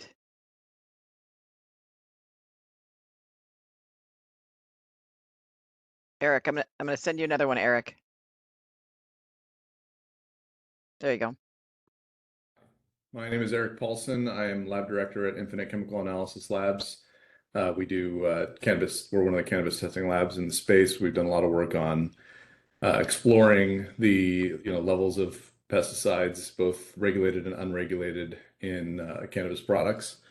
We've actually done around 500 or so tests on an expanded pesticide list that contains about 300 extra pesticides that are not on the DCC list. And there are, I think we found around 60 or so pesticides that have been used or that show up in vape products that are, coming from the, cultivated maybe trim material. And so in some cases it's very low level, less than 100 ppb parts per billion. In some cases, multiple parts per million. So in some cases, I think it can be due to drift, and other cases it's due to direct application. So I think, of course, implementing additional pesticides to the regulated list is important, but I think it's crucial to make sure that the pesticide use notifications are used correctly by all cultivators, and that there is, communication between the DPR and the DCC to ensure that these pesticides are not being applied to these cannabis products. Thank you. Thank you. All right, Dana Gamson. Hi everyone, Diana Gamzon here, Executive Director of the Nevada County Cannabis Alliance. And I just want to talk about that R&D area. It is incredibly important to our farmers to, be able to have an R&D area that they can really use so that they can continue to innovate strains and come out with innovative products. So I think having it outside of the mature canopy area as part of the nursery, as part of their nursery, would be really beneficial for our community. And then also, I also have a licensed farm myself, and just knowing practically in the field what it's like between harvest batches and et cetera, and having sanitation between harvest batches, it seems like something that would be really difficult to maintain on the ground. And I think that it would be really important for us to not reinvent the wheel, that we look at other forms of comparable agriculture to see those sanitation requirements and use those as a best practice. So I think more research is needed, as Ross alluded to, but let's not overcomplicate things with unnecessary regulations. Thank you very much. Thank you. All right, Marissa ETA, I've just sent you a request to unmute. Yes, thank you. I actually want to bring up something that the committee has not discussed. It is part of the proposed regulations regarding premises diagram changes. As a cannabis compliance consultant and somebody that helps people with their cannabis applications and mapping and everything involved in getting your state license, I would like to ask the committee to consider making a recommendation to provide for the DCC to provide a premise diagram template and a standard operating procedure for applicants as well as the scientists that are reviewing the diagrams to reduce the number of mapping related deficiencies during the application process. There currently is not a template, and some scientists require mapping changes that others don't, and that adds time delays and financial strain to applicants with mapping changes and repeated deficiencies in the application process surrounding the map, which increases the timeline it takes to get a state license from start to finish. Thank you.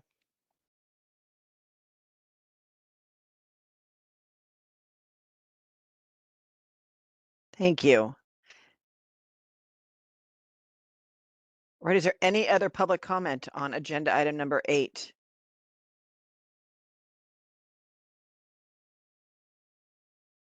No, I don't believe we have any more comment on agenda item number 8. Would you like to close the agenda item? Yeah, thank you, everybody. We appreciate your input. And I think with that, we'll go ahead and close agenda item number 8.